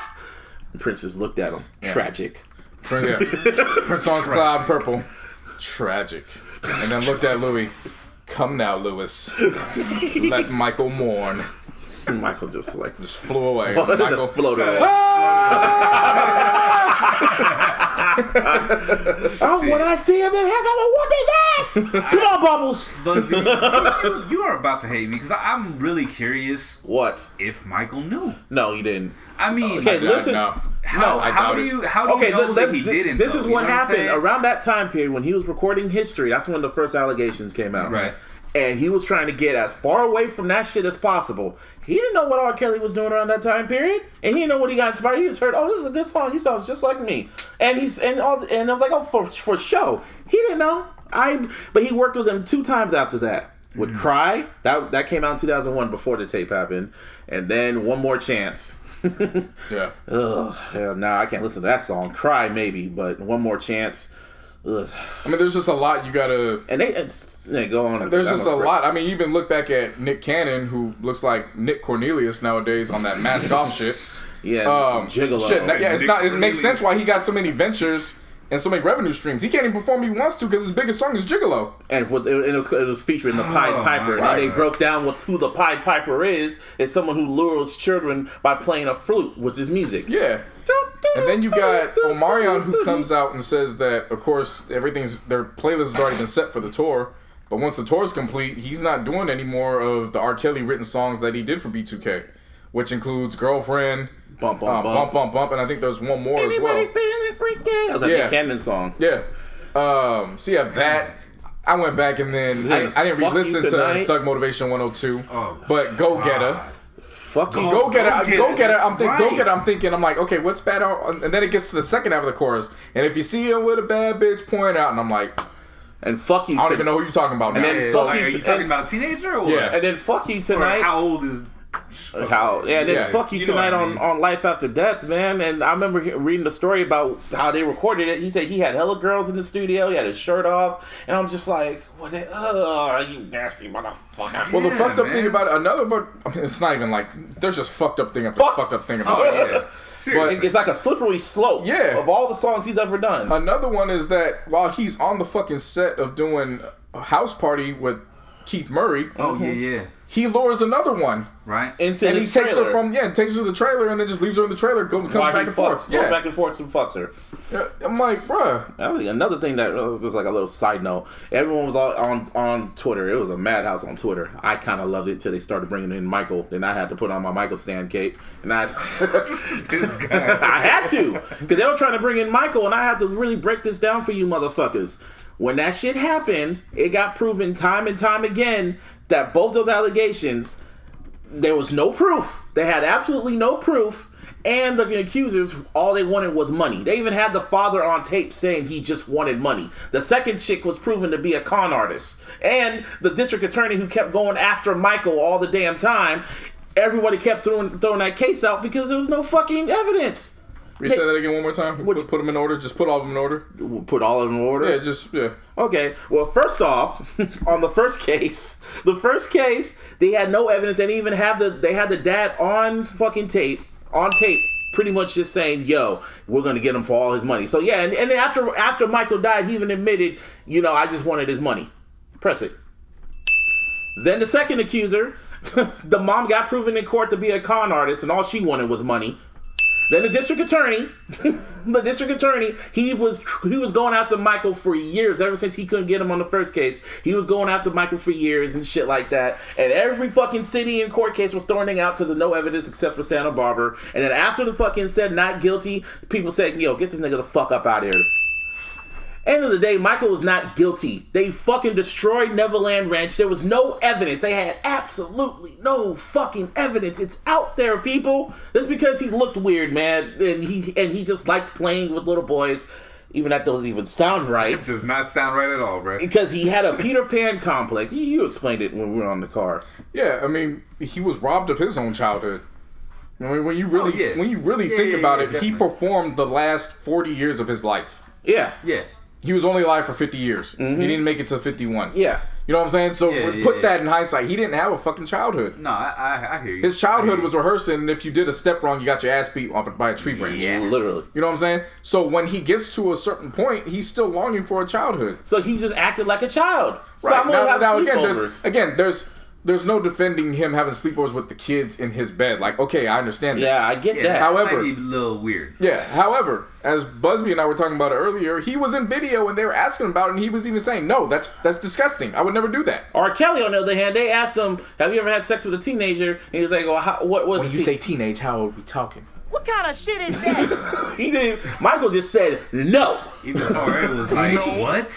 What did Torre's he just say?" Torre's mouth just like he was stuck. Torre was stuck as shit. Anyway, the point I'm trying to say is leave Michael out of this shit. There's no evidence. There never was evidence. He's still the king of pop, and I'm gonna keep listening to his music, and it's not gonna be tainted. Unlike R. Kelly's ass. Yeah, and I mean, Then we get to parts 3 and 4. Oh shit! That was just part. Yeah, that was just Right, that was just part 2. That was just the first day. That was just the first day. Yeah, we had the whole weekend to analyze all this. So then you get to part 3 and 4, which of course is okay. So actually, rewind back a little bit. So then you have Sparkle, and then you have Andrea Kelly. No. Oh yeah, his ex-wife that still has his last name, but Right. still kind of sort of defends him on the low, which is crazy. But. And Whatever, man. again, their stories are believable. So it's not. I want to make that clear. It's not that I don't believe the stories. But when Sparkle came on my screen, I sat off the back because I've been doing my history on just our culture in general. Yeah. You know, from the time I was like 8 or 9. So I knew Sparkle was around. Yeah. So when she comes on my screen, I'm like, okay, now she's about to blow the whole roof off. So At the end of fucking episode 2, I'm like, yo, ass got to go to jail too. you knew everything that was going on. You're sitting there and he's treating his wife like a slave, knocking, and she's like, yeah, but he ain't gonna do that shit with me. That's what they all thought. And then she brings her niece around, Who was an upcoming artist. Yeah. who was only 13 at the time. 14, I think it was. It was 13. Even worse. Yeah, either way. Pusher. Yeah. Either way, you spin it. It's Ugh. yeah. Yeah. So Then then you get to other we go like to the security and publishers and just everybody in general. And I'm like, y'all motherfuckers gotta go to jail. You knew this for how long? Seriously, years, decades. They allowed this shit to happen. That's why sometimes when all this shit when I was watching the whole shit, I had the same energy. I was just like, and I was looking on Twitter at the outrage and shit, and I'm just sitting there like, wasn't the sex tape enough? Seriously. Wasn't Like the R. Kelly shit? fucking camera, bro. You would think until when they started explaining everything. Yeah. When they explained his rebrand, fam, I haven't seen the only rebrand that rivals R. Kelly's rebrand is O.J. Simpson. That's the only rebrand in the process of it. Because remember, they took O.J. from this nigga that overcame everything to he's just pure nigga. It's a setup. And they rebranded him that way, and that's how it was. This is the only one that rivals that because again, we were what? I think you were just fresh out of high school. I was just going into high school, so it wasn't like we were. You know what I'm saying? I was like a sophomore, junior in high school. Yeah, but in retrospect, we were still kids. Yeah. You know what I'm saying? Like, and I wasn't gonna look for that damn tape. Right. Only reason I kind of would want to watch it is just to see if it was him. You know what I mean? Like, exactly. Yeah. I wasn't gonna watch it to enjoy it. Right. I just want to see if it was him. Right. Just like, was it him? I remember one time I was at my boy's house. Like after I graduated, we were just curious. We just wanted to see a clip. We just randomly saw the clip, and we were just watching, kind of squinting our eyes, and I was like, "Yeah, that's him." Turn it off. Delete it. Delete it. Off, delete. Fucking. But as back I'm in history on your fucking MacBook. But as I'm watching it, I'm trying to figure out, okay, how was the tape like? And I'm not asking it to be like, well, how wasn't the tape enough? I'm asking legitimately, how was the tape not enough? And then when they start explaining everything, all those fucking non-disclosure agreements, and not only that, the music he was dropping after that. So we'll get into that. But the non-disclosure agreements, the 5- and 6-figure non-disclosure agreements means that there's parental supervision that's agreeing to this shit because you can't get a child to sign over that. Yeah. Which means that, okay, now the parents know what the hell's going on. So lock their asses up too. Then, of course, as Busby was saying, now you get to the music. And that was a complete fucking rebrand. Dude, it was like that time period, he was just dropping shit. The toying, that shit. Ignition remix. The Fiesta remix. He was just Step in the Name of Love. Just dropping hit after hit. Classic fucking record, you motherfucker. And one thing I appreciated that Dream Hampton did was she had doctors on here. Yeah, explaining the therapists, psychiatrists, just explaining it and how it was, well, if you can produce this kind of music and then at the same time go and balance that with the secular and then go and do church type stuff. Because remember, he was blending himself in to be saved. I remember he showed up on Kirk Franklin's rendition on Lean On Me from that album when it was Kelly Price, him, and all that. So then now it's like, okay, now this is starting to make sense even more because now he's blending himself in to the point where it's like, well, how could he do it? Because we dance to his music and he doesn't seem that This way. was literally, this is why I call Aaron Magruder a prophet. Right. He saw all this shit. Right. And then you factor in the R. Kelly episode with the Chappelle skit and all that, and then somebody, I forgot who her name was, she said it pretty well, where it was, he became a when you use it as a punchline, it takes away the sting. Yes. Oh yeah. So now we got the non-disclosures, and then we got the music. Yep. And then you took away the sting and made it a punchline. Yeah. That's 3 exact ways how you could get away from that. So then when she said that, crazy. That's how in episode 88 I was stuck, because I didn't have the context to not counter you so per se, but to explain it as far as how it went. I got it. I was just more looking at just how humans are. Like, I had that Aaron McGruder's just feeling. It's just like, you guys saw this shit from jump. I remember when I was a kid and I was seeing, when all the music was dropping, I was like, in the back of my mind, I'm like, y'all really just gonna ignore that tape? Really? Yeah. Well, Yeah. fuck it. I guess. To me, it was weird, like, just thinking about, that time period when, adults would look past it and be playing their music. You know what I'm saying? Yeah. I was just like, wait, I guess. I mean, we're all guilty. We are, it's yeah. cool. You know what I mean? Like, I guess everything's all right. So Ignition was my shit. Yeah. You know what I'm saying? During that time period, like I said. I mean, the whole R. Kelly just dropped hits, and that was just the start of the millennium. Let's get to the mid-millennium. Again, he was on the Jeezy joint. Then he, of course, Trapped in the Closet. Then he had, what was it, the Players Only with Game. Then he did Same Girl. Then he took Bow Wow off his own record, and then did I'm a Flirt. That's still funny, though. That's still funny to think about. So it's like he took you off your own shit. But then at the same time, Bow Wow dodged the bullet. Yeah, that's powerful niggasry when you could take another nigga's record that he featured you on his album, and then make a remix and be like, we'll give you the royalties, but this is our song now. Yeah, you can be over there. Yeah. I mean, Bow Wow. Yeah, like how did this turn into a Bow Wow roast session? See, you don't know how to appreciate Bow Wow. That's the second time he's shown up on this episode. Oh God. Exactly.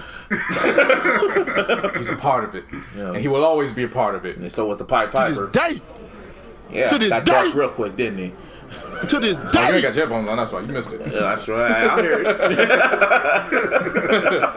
it. Yeah, so then you get to that, but then the part that really fucked me up, and again, that's which part? Again, I say it like I say That's why that I've been quiet this whole time. I say that bro, lightly because everything fucked me. Everything was fucked up. Which part? Like, it's like a whole list. No, fam. When he got found not guilty, and then he took the girl who was showing up to his fucking case, and then molested her. A super fan. Yeah, the super fan.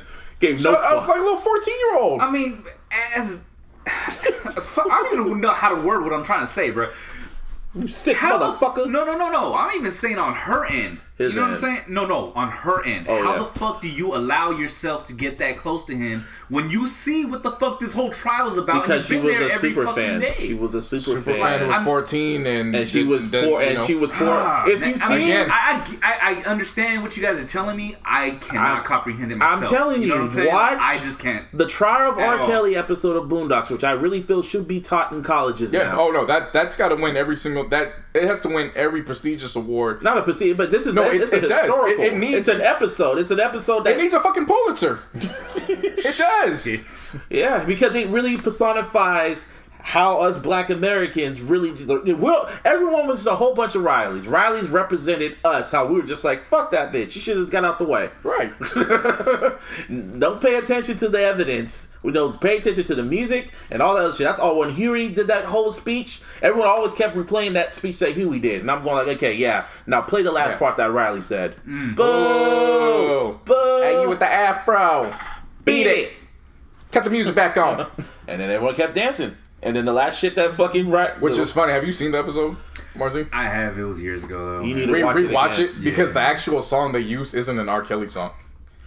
It's one that they wrote themselves, and it sounds. Oh, shit. When you listen to it, you're like, "Fuck, that really sounds like a fucking sounds R. like Kelly an R. Kelly song. Yeah, Yeah. Yeah. So that shit ended part 4. Shit. And we wanted 2 more parts. There's more. It's like I remember I was God. watching. I was like, how much further can this be? Like they went mean- all the way down the rabbit. They went so far up the rabbit hole, your fucking elbow came out the rabbit's mouth. That's how far they went down the hole. Even they was saying like, yeah, he'll bring chicks over there, and the Space Jam posters would be up on the wall and shit. And I'm just like, oh, fuck yeah. I mean, he's got pretty much like a dungeon bed in the fucking recording studio. He has these girls. He has these girls. He has them relieving their bladders in fucking buckets. Oh my god, yeah. Yeah, that was nasty. Like, this nigga's wild, and it's like he turned a room into a bedroom, right? Like in the studio. Yeah. Oh god. Like it's literally. It's like, and these are the girls saying this. There's no proof, but it'll be one thing if it was one chick, maybe two, maybe three. But when you have a whole legion of females that go decades from that, when new faces 90s, come in every single episode, it's just a new face that gets added into this. Really? Nah. It's wild. It's like, and then my aunt asked me, "Is he in jail?" It's like they have no evidence. Now we get to episode 5. And fucking he somehow, some way, he wised up and stopped going for the immediate. I want to say stopped going, but he hit it more to the point where it was more based on, okay, I'm gonna be around these girls when they're underage, and as soon as they hit or they're close to of age, then I can bring them over, because at that point it doesn't look suspicious. Yeah, that's basically what he did. Yeah, he pretty much flipped his MO. Some of the families were stupid though. Yeah. Oh yeah. Some of the family, we brought our daughter to an R. Kelly concert, and he brought her up on stage. Like, we knew about the allegations, but we thought because I was there, it wasn't gonna happen. It wasn't gonna happen to me. Took her ass backstage and said, "Hey, here's my number." Yeah. What kind of shit is that? I mean, and the way he just manipulates these females, the way they described it was like it's on some fucking Jedi Sith Lord mind trick. Real shit. That's some real shit. He literally brainwashes these chicks, and he goes after weak-minded ones. Yeah. They talk about it in the 6th one. Because it's not just underage women. There were women that were in their 30s. Yeah. That were showing up. And they said he'll go after one. It doesn't matter what age you are. If he feels you have a weak mind, he feels he can control you. Right. And it just goes far, far, far. Especially in the 6th episode when they follow the former sex slave and they go back to his house, and she was walking around and she nearly had like a post-traumatic stress. Just fucking. She almost got a breakdown. Almost had especially when she went back into his room, and she was just like, "Yeah, this brings back so much memories because the most vile, just disgusting shit you can even think of we did in here," and it's just like. Ugh. Yeah. I don't even want to think what he did.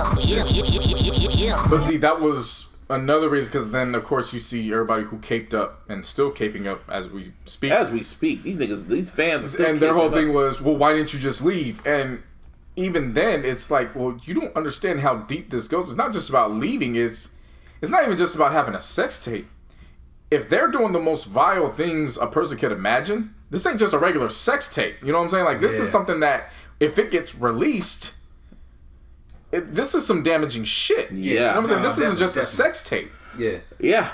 And this is something that he can use against them. Not only that, but you gotta factor in also the abuse. So, like, if they did move, and not only did he just, happen? that's one thing we've got to point out. He not only just like fucked them, he fucking physically abused them. Like he beat them up. Yeah, he beat them. They were pretty much slaves, bro. Yeah, literally. Like, sex slaves. And they said there's two people. There's R. Kelly, who's like the artist, the music, the fun-loving guy that we all know and love. And then there's Robert, which they call the devil. Yeah. That's how they described him.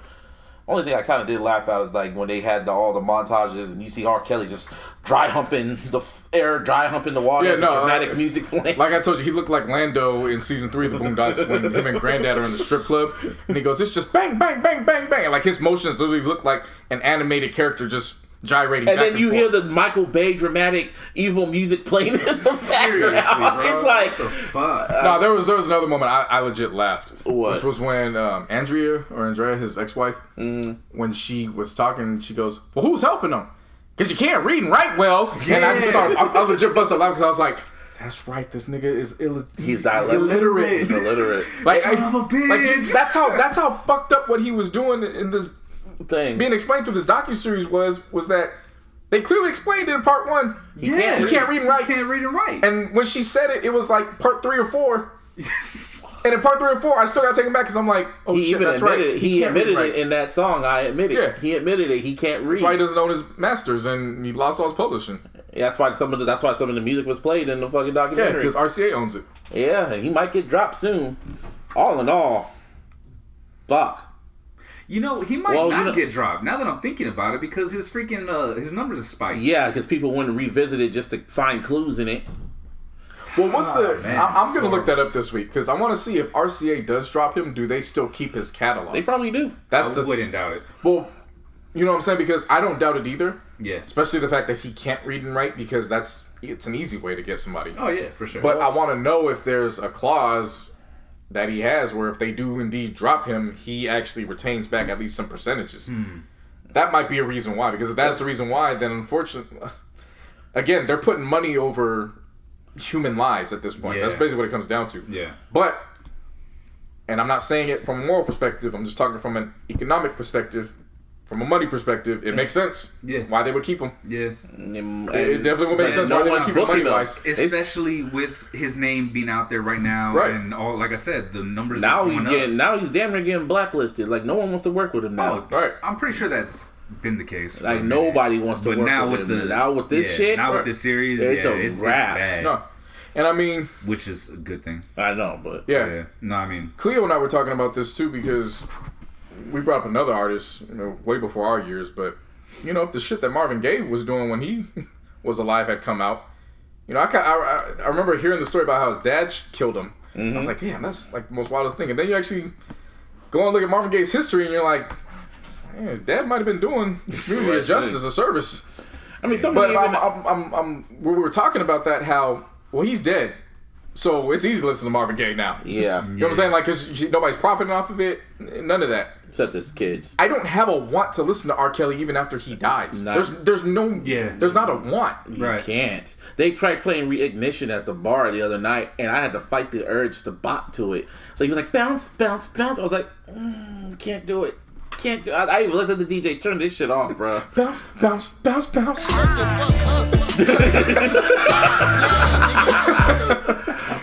Like, I can't even. I tried to watch I Believe I Can Fly. I tried to watch the video, and it's just like, I can't. Like, I can't even sing along to it. It's an evil world we live in. It's bad for you. It's literally tainted. Yeah. Your music it's tainted. Your whole legacy is done. Yeah. seriously though, man. Then I was thinking about it because they were saying like, yeah, man, I'm still going to listen to the music. And then I had to tell somebody, because I'm a Michael fan, I had to say it. So, what if there was actual proof that Michael fucked them boys? What if there was actual proof that the shit that R. Kelly, whatever came out about Michael, would you still listen to? Would you put all that shit aside and still listen to his music? And he was like, fuck. It was like, fuck, that's a good ass question, man. And he couldn't. And he said, yeah, I'll still listen to it. And I was like, really? And he was like, fuck. He just put fuck. And they asked, well, would you? I think JC asked me, and I was like, I'll be heartbroken. I would be legit heartbroken. But it didn't happen, so. Well, all I can say to this is all respects to Aaron Hall. That would be strange. That would be. I mean, R. Kelly did take their style. Take his style, man. His and Guy's style. That's and great. hey, well, respect to Aaron Hall. But again, Fuck. it's not even just the actual music. Remember, there's movie placements. You go back and watch Menace to Society, the love scene with Jada and Kane. It's Honey Love. Unbelievable on fucking Ready to Die, the sample. And that, that was another thing when I was trying to express what I was trying to say in episode 88. It wasn't just his solo again. I had already diminished his solo. It wasn't just the features. It wasn't who just he wrote for. There's fucking songs that are sampled that use his shit. It would dismantle albums. Like, albums would be dismantled. It would be incomplete if you delete his shit. I don't think, I mean, of course, us three and, people that look at the credits and have always looked at credits. Right. I don't think it was until this series hit that they realized that sample in Biggie's Unbelievable is from Your Body's Calling. I don't think people realize that. I hope they do. Now, I hope they do now. Or, damn, not like Journals and this PYD on there with Justin Bieber. I gotta delete that too? Shit! It's an evil world we live in. Seriously. Real shit. It's like, we just sitting here thinking about it like, Yeah, fuck! I'm like dumbfounded at this moment, bro. Like, I'm starting to think about all the shit that's that a nice way to start the new year. Yeah, seriously. We should do an iLLogical foundation where we just go house to house and get people's R. Kelly albums. If they have it. If they have it. And then we go out in the yard and it's just... all like Office Space. Yeah, just throw it in the air. Oh, yes. I'd be down. Just throw all the discs in the air.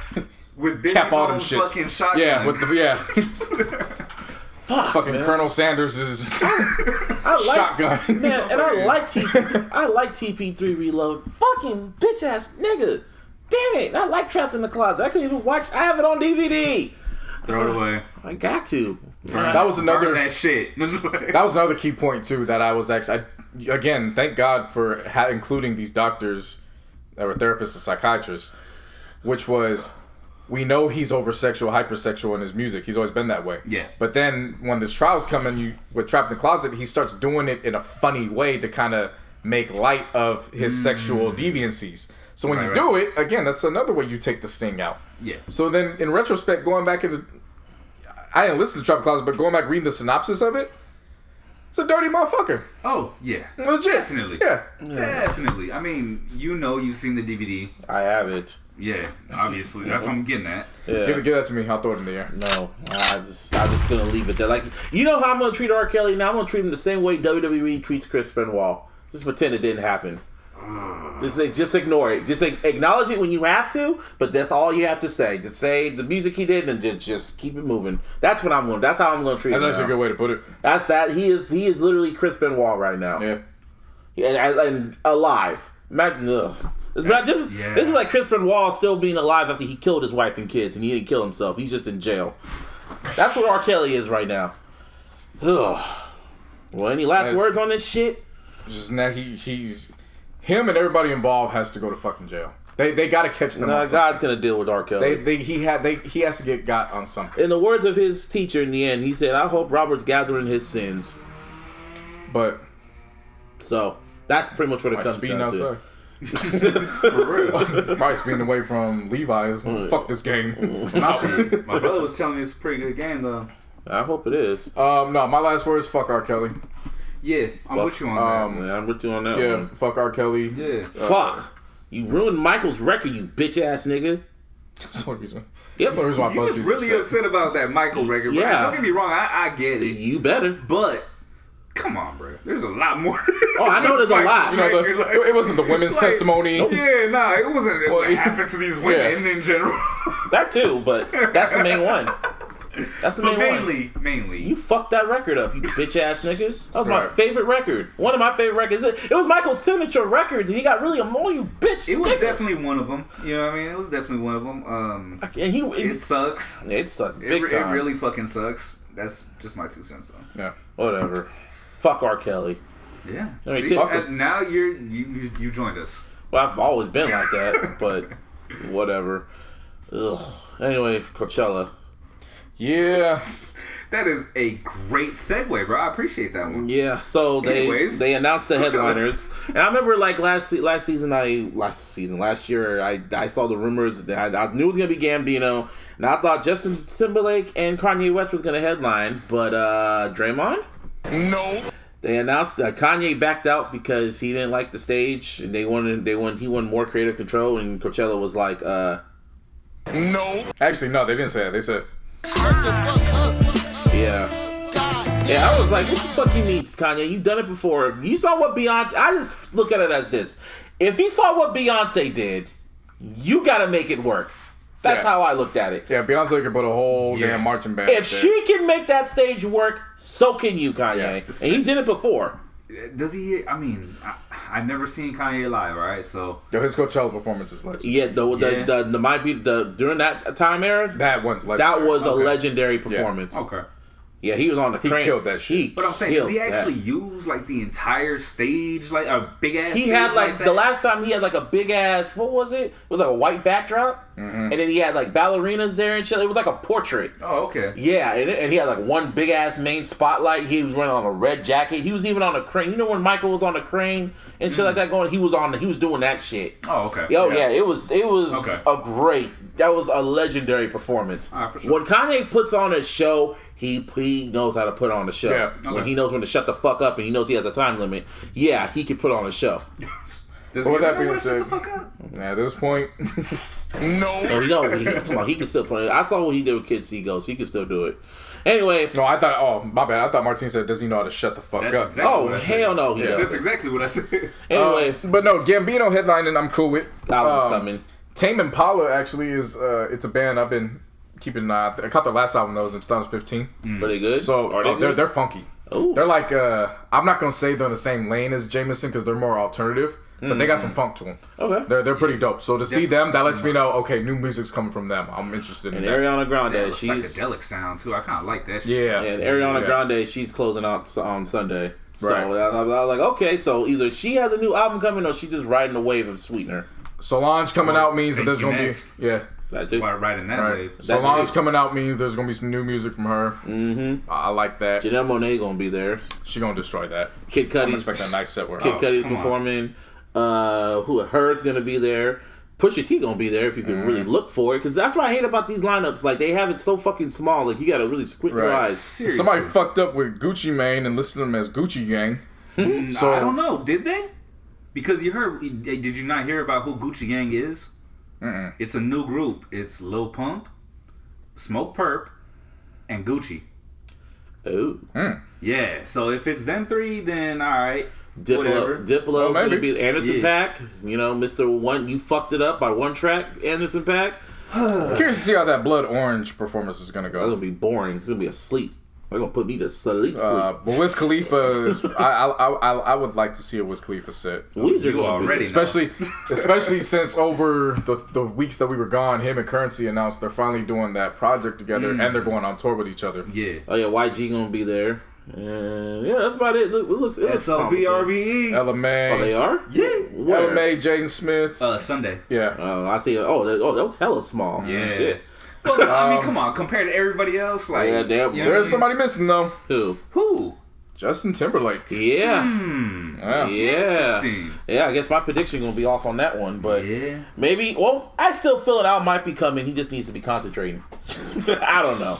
I thought that was kind of because the rumor was that Justin Timberlake was going to be there, and I guess he backed out. That's why what's his name, Tame Impala and Ariana Grande showed up. So Yeah.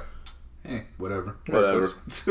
I mean, this still isn't a gonna watch. lineup. This isn't a lineup where I'm like, okay, I want to go to Coachella this year. Well, Childish never- Gambino. I've never wanted to go Right. to Coachella. I've always kind of wanted to go to Coachella just for the experience. Like a few years ago, I definitely would have wanted to go. I forgot. Like for the Kendrick performance? I'm trying to think who was lining it up for that. I don't even think it was the year Kendrick before. Damn. I think it was a year before that. I can't remember who was on that. I think there's only been one or two times I wanted to They go. said they're gonna stream both weekends. I'll just be watching the first week because that's all I need. Yeah. Well, who knows? Well, Childish Well, Gambino might bring out more I people. was gonna say, so. the surprise guests usually change up. Like, That's per true. week. I'm just curious about it because I know if Gambino is performing. If Donald Glover's headlining, that means an album is incoming probably in the next few months. It's in April, so I will not be surprised if he drops next month or in March. Oh shit, Sir is gonna be there. Yep. Yeah. That's what's up. Yeah. I think Schoolboy Q gonna be there too. I think no, he's not. Jake Smith gonna be there. Mm-hmm. And yes, the whole lineup is cool. Pretty decent. See, Apple declining. What was that shit? Oh yeah, the stock went down because of the fucking shutdown. Yeah, what was it, the shutdown in China? Mm-hmm. The store shut down there. But I put that on there too because I just been looking and I'm like, since Steve Jobs died, like, they really haven't done anything. Like, don't get me wrong, I like my Apple products. Yeah. But done nothing revolutionary. In like the last 2 or 3 years, since I got my 7 Plus, I'm like, I don't have a need to upgrade right now. Like, I'm cool. Hey, the 10, the new one, the 10S or whatever it's called, that shit's actually kind of dope. My brother has it. It's dope. It's cool. It's dope, but not enough for me to drop the full amount on it. Yeah. Like, I'll wait a year yeah. and then get it. You know what I'm saying? Like, right. Nah, I feel you. yeah, but just I'm looking at that and just some other things that they're doing. It's not The really. new iPad. what is it The like? new iPad. It's got a full key. It's basically a fucking MacBook. like it's basically a MacBook, and then it comes with the what do you call it? The pencil. So I mean, they have that, but might, then you they know, have that, do but then the something. Google, what was it, the Microsoft one? They Oh, then had yeah, that. that's true. I'm That's just talking true. about in comparison. you It's talking like about, they're some groundbreaking. Or Yeah, they whatnot? haven't done anything, like- Yeah. Nah, I feel you. yeah. So I don't know. well, That's something to just keep an eye out for that. And then anybody catch the Golden Globes? I watched some of That's it. not I watched. my I just thing. want to see who was gonna win. I saw Spider-Verse one. That was cool. I saw Huey Freeman, Regina George won. Regina King. Pause Regina King. Yeah, I just asked that because I was just pretty much catching up on Twitter. That was pretty much it. But that was the follow-up was Ellen wants Kevin Hart to reconsider going back and doing the Oscars. She showed her support for him, and And obviously, that's a major thing with her being a part of the LGBTQ community. I still don't know why the fuck he even needed to apologize to begin with. Like, I don't know neither. I don't know. Especially if he's already apologized for it. Like, again, let me rephrase that. His tweets were insensitive. Right. I get it. Now there's a fine line, border that you got to tiptoe between comedian and, doing the right thing. Right. What I was referring to was the fact that he already apologized for it years ago. Yeah. No, what the fuck they want him to apologize again for? That was the thing that confused me. And then they had a backlash towards Ellen. Yeah.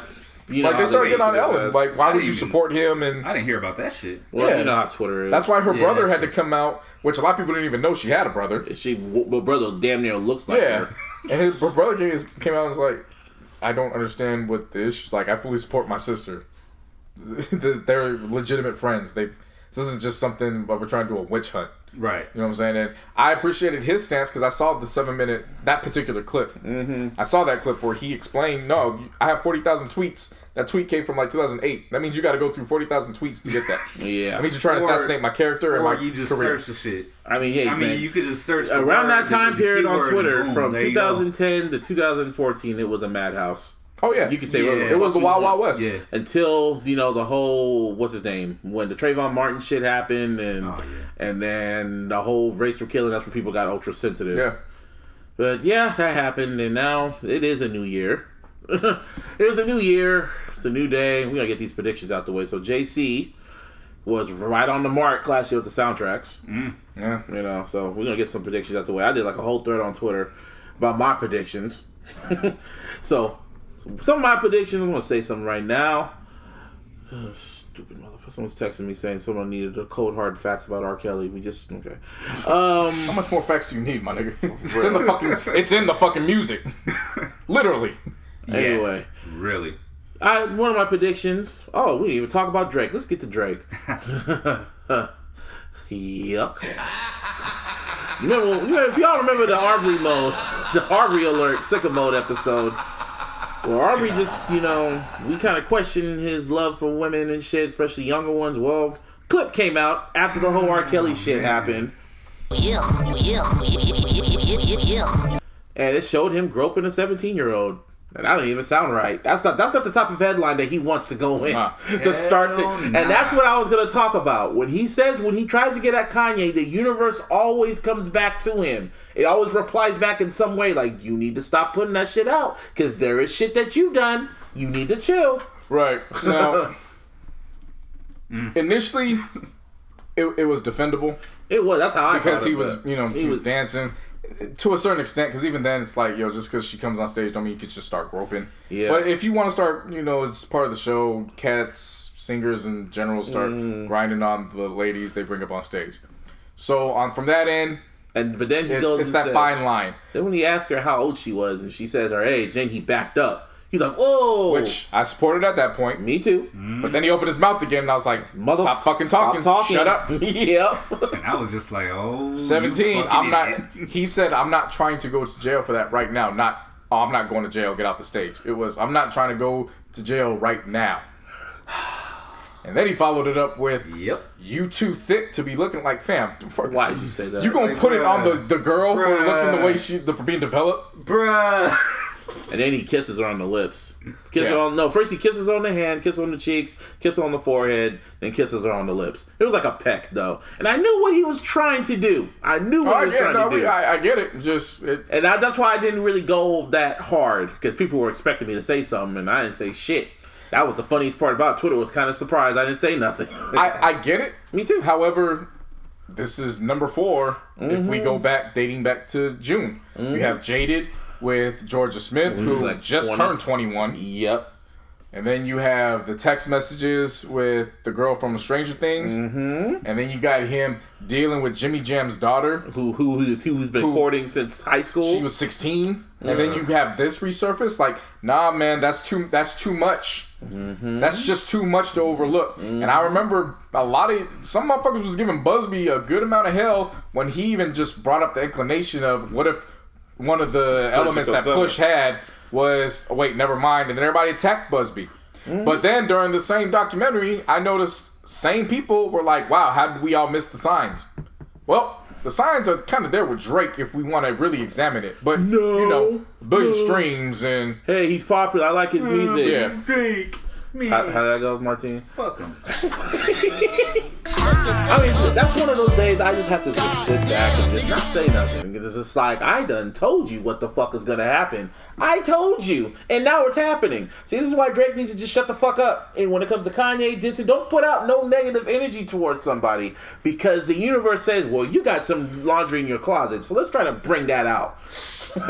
Happened every time last year. Every time he did some sneaky shit, the universe answered back. First it was the story of Adelon. Then it was after the shop. He had the shit come out saying his best friend. All the shit just kept coming out. Shut the fuck up. That's all. Exactly. Anyway, my prediction has to do with Drake.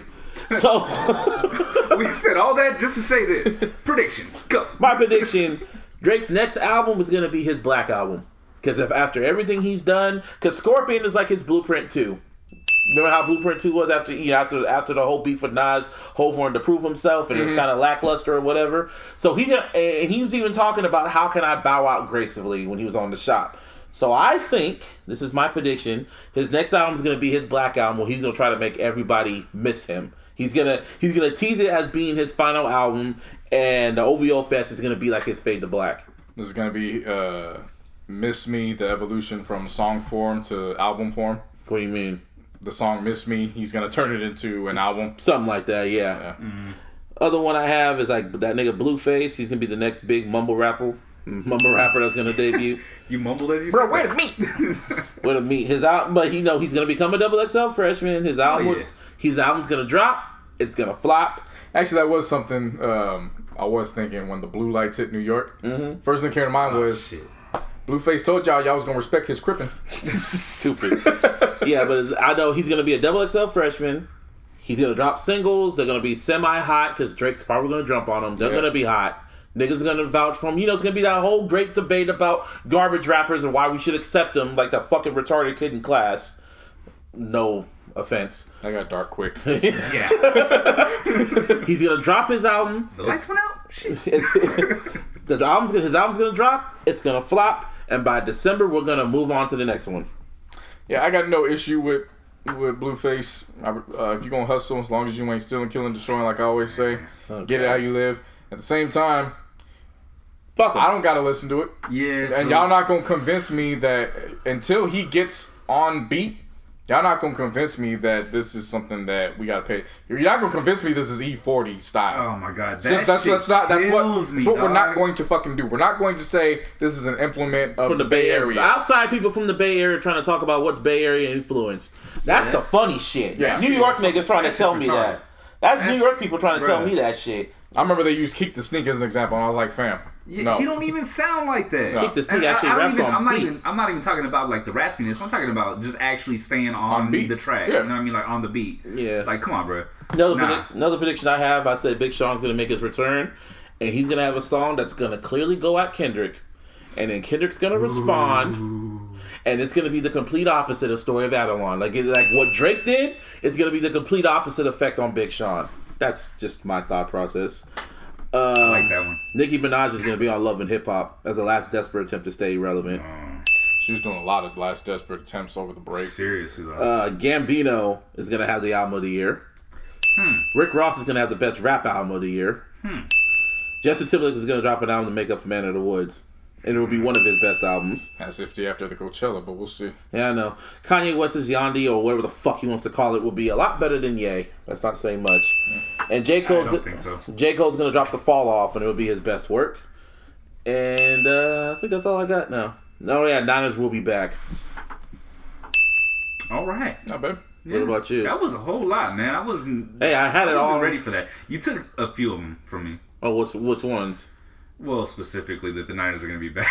I mean, we say that every year. Hey, we say it every year, but fuck it. I really believe that just based on the fact of the injuries. Mm-hmm. You know what I'm saying? And I don't know if you guys heard about this Antonio Brown character, man. He's just kind of leaving clues and breadcrumbs everywhere. I don't know, man. Yeah. Yeah, he gonna end up on the Browns. Fuck you. God Fuck damn. you. Fuck you. You just had to say that shit. Anyway, so yeah, that. Nah, that's definitely one of them. But I don't know about the whole. What, Gambino? Yeah, man. I said there's a reason why I said best album, and Rick Ross is gonna have the best rap album. You guys know me well enough. You know who I think is gonna have the best album if it drops, and it's rumored to be dropping. SOBRXE? No, motherfucker.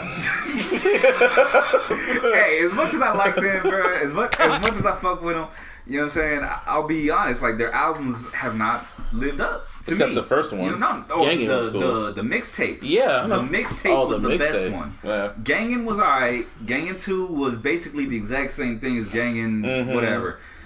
I'm talking about Kendrick, dog. Oh, you really think Kendrick coming? He's coming. He's got to. It's been 2 years, right? It's 2 years. It's time's up. Yeah, tick, tick, tick. Tick. Well, you know, you still got Schoolboy, you still got Absol, you still got the whole rock. See, Kendrick needs That's to take... cool.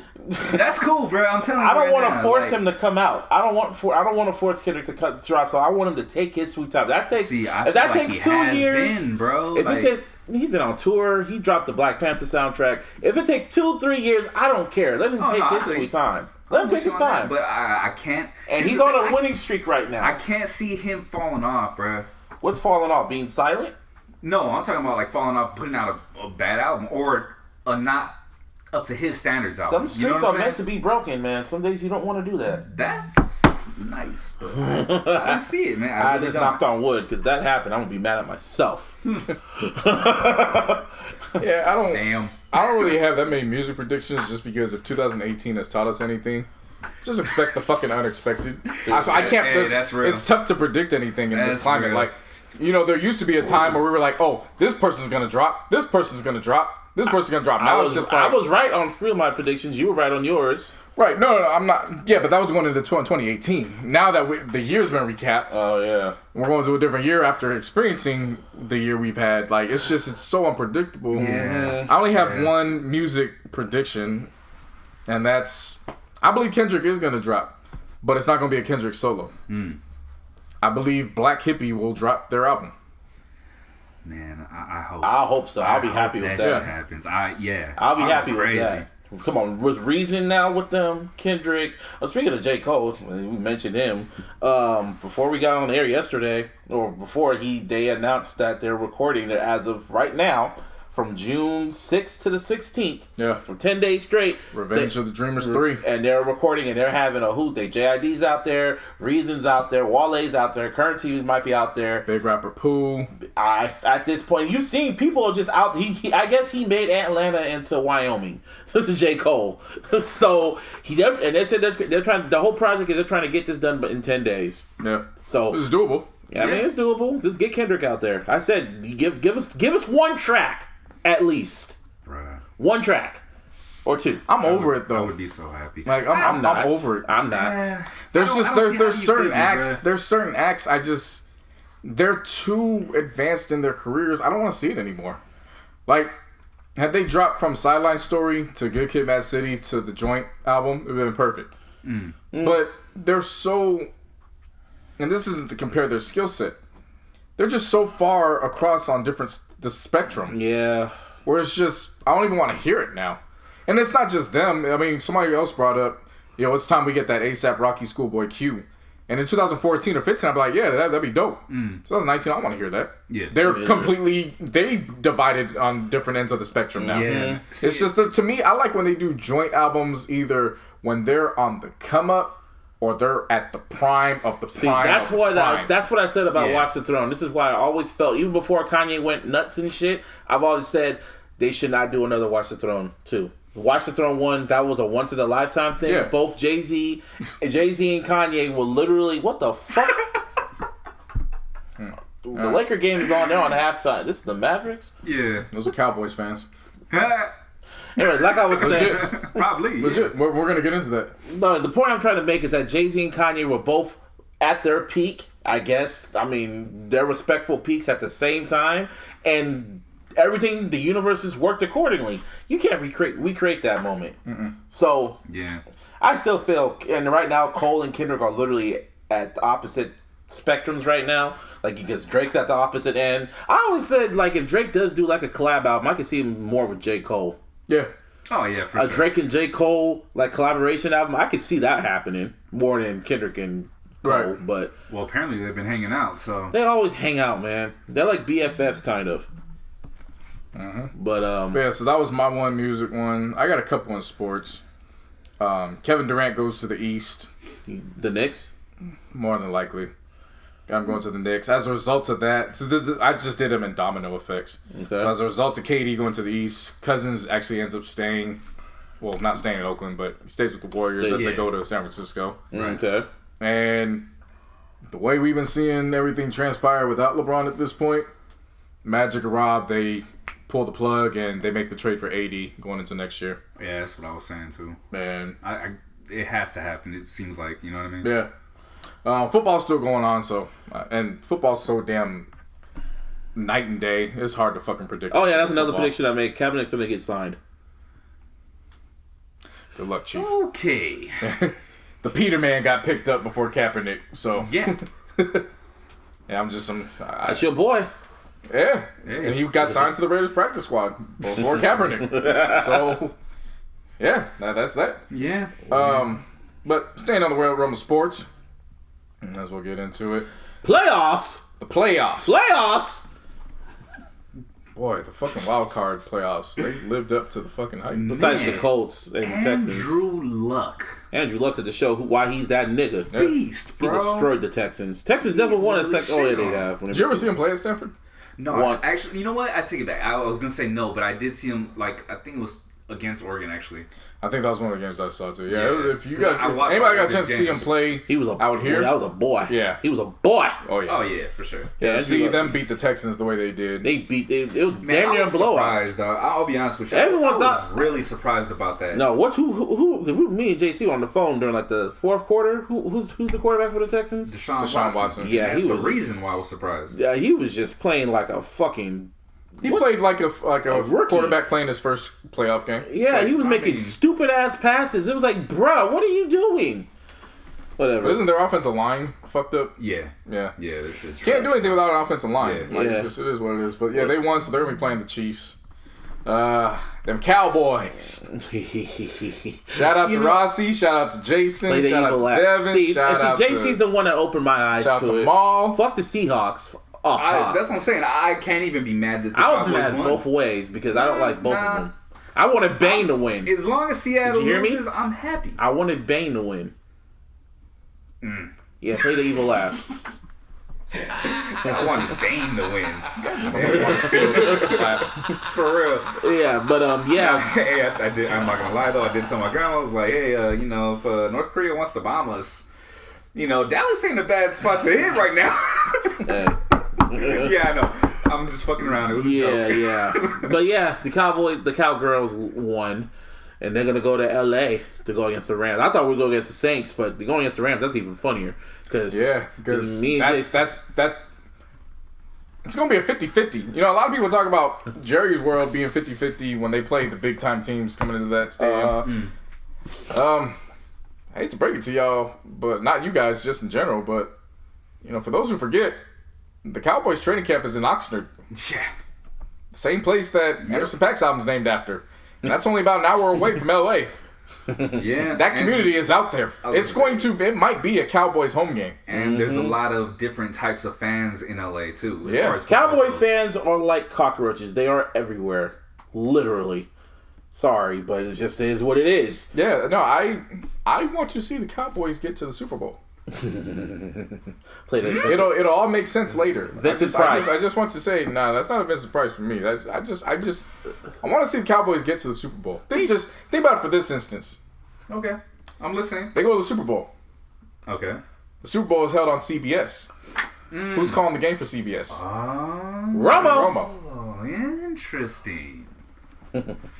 I know what his... There's some other aspect. I'm just going to paint that picture There's different because layers to this. I'm just going to paint that you know what I'm picture saying? because if the Cowboys pull it off this week, I'll unveil another layer next week. It was a surgical summer? Yeah. Surgical summer cold, huh? So as of now, shout out to Jason, shout Yeah. out to Rossi, shout out to Greg, shout out to Devin, and shout out to Shamal. I ain't gonna say nothing either. Great win for you guys. Round of applause. I'll even give one for that. Round of applause. Enjoy it. I hope they take it in LA too, so we get another week. You know, Jason gave me a gem of a fucking photo when the Cowboys won a few weeks ago. Yeah. Rossi gave me a gem of a photo, so I put both of those up with a picture of Thanos with 2 of the stones, and I was like, I just need a few more. And then all we need is just one more, and it's... No, that dude that's going in the Phantom. Yeah, see, I know what JC's plan is. Funny though, man. I know what JC's plan is. Fuck him, but I just can't stand Cowboy Entertainment fans. value. It's just the overall entertainment value. It's there. You just have to just wait for it. What I was telling Busby is you got to put aside your fandom to see the bigger picture. Yeah, no, I hear you. I honestly don't care though about the Cowboys. I'm not. No. It's not like a hater towards them. Me neither, but I just don't like them. Period. Of course, I'm not pulling for them. I'm not. It's not like I got money on them. I'm just saying if you evaluate the bigger picture. But I'm saying even like as a Niner fan, like I really don't give a shit. Like, they're whatever. But when I hate the Seahawks, I was happy to see them leave. So then, just put it that way. So you got, of course, Chargers, man. Chargers look like a whole fucking new team since they got. Those motherfuckers. We talked so much shit about the Chargers, and now it's like, what the fuck? Put some respect on their name. Seriously. Anthony Lynn got them. Phillip Rivers is playing like Triple H in 2000. This is his my time era. Like, nigga, it's my time. Yeah. I'm gonna beat these niggas, but he has to deal with Tom Brady and them. And every time he runs into him. But this year, he ain't got Rob Gronkowski. Nope. And remember, Josh Gordon ain't there no more because he left because of the the drugs, which we find out wasn't based off weed. There was some other stuff that was in his system. Shit, I didn't know about that. Yeah, that was the report that came out. It wasn't for weed. And Edelman's best years on the Patriots were with Amendola next to him on the other side. So I'm not betting against the Patriots. I'm just saying if there's ever a chance to take them out now, you gotta do it now. You need to aim for the head. That's all I'm gonna say. Just like the Warriors, I'm gonna say this about the Patriots. You better keep your foot on their neck every fucking quarter, because you give them 1 ounce to breathe, they will take your fucking head off. Yeah. And as Busby said, we thought the Cowboys were going to New Orleans, which was funny. But the Eagles had some other plans. And nigga. Man, that game yesterday against the Bears, that was easily the best game of the. I didn't watch it. I was working. That was easily the best game of the weekend, hands down. I just saw the whole quarter. It was like 3-3, 6-3. I was like, okay, it's a defensive second half, they started scoring. I wouldn't say they were just scoring outright. What the fuck, Kuzma's there? Oh, I guess I don't know. No, he just checked in the game. What was it? So I wouldn't say it was like this big scoring second half, but it was definitely more offensive in the second half. Yeah.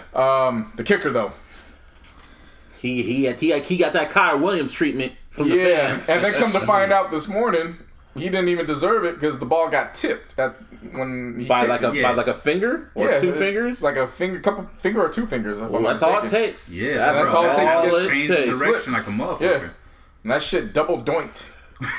Yeah, I saw it. Did you see the Spanish commentary for it? No, senor! No, senor! No, senor! No, senor! That was hilarious. Give me a hell yeah! No, senor!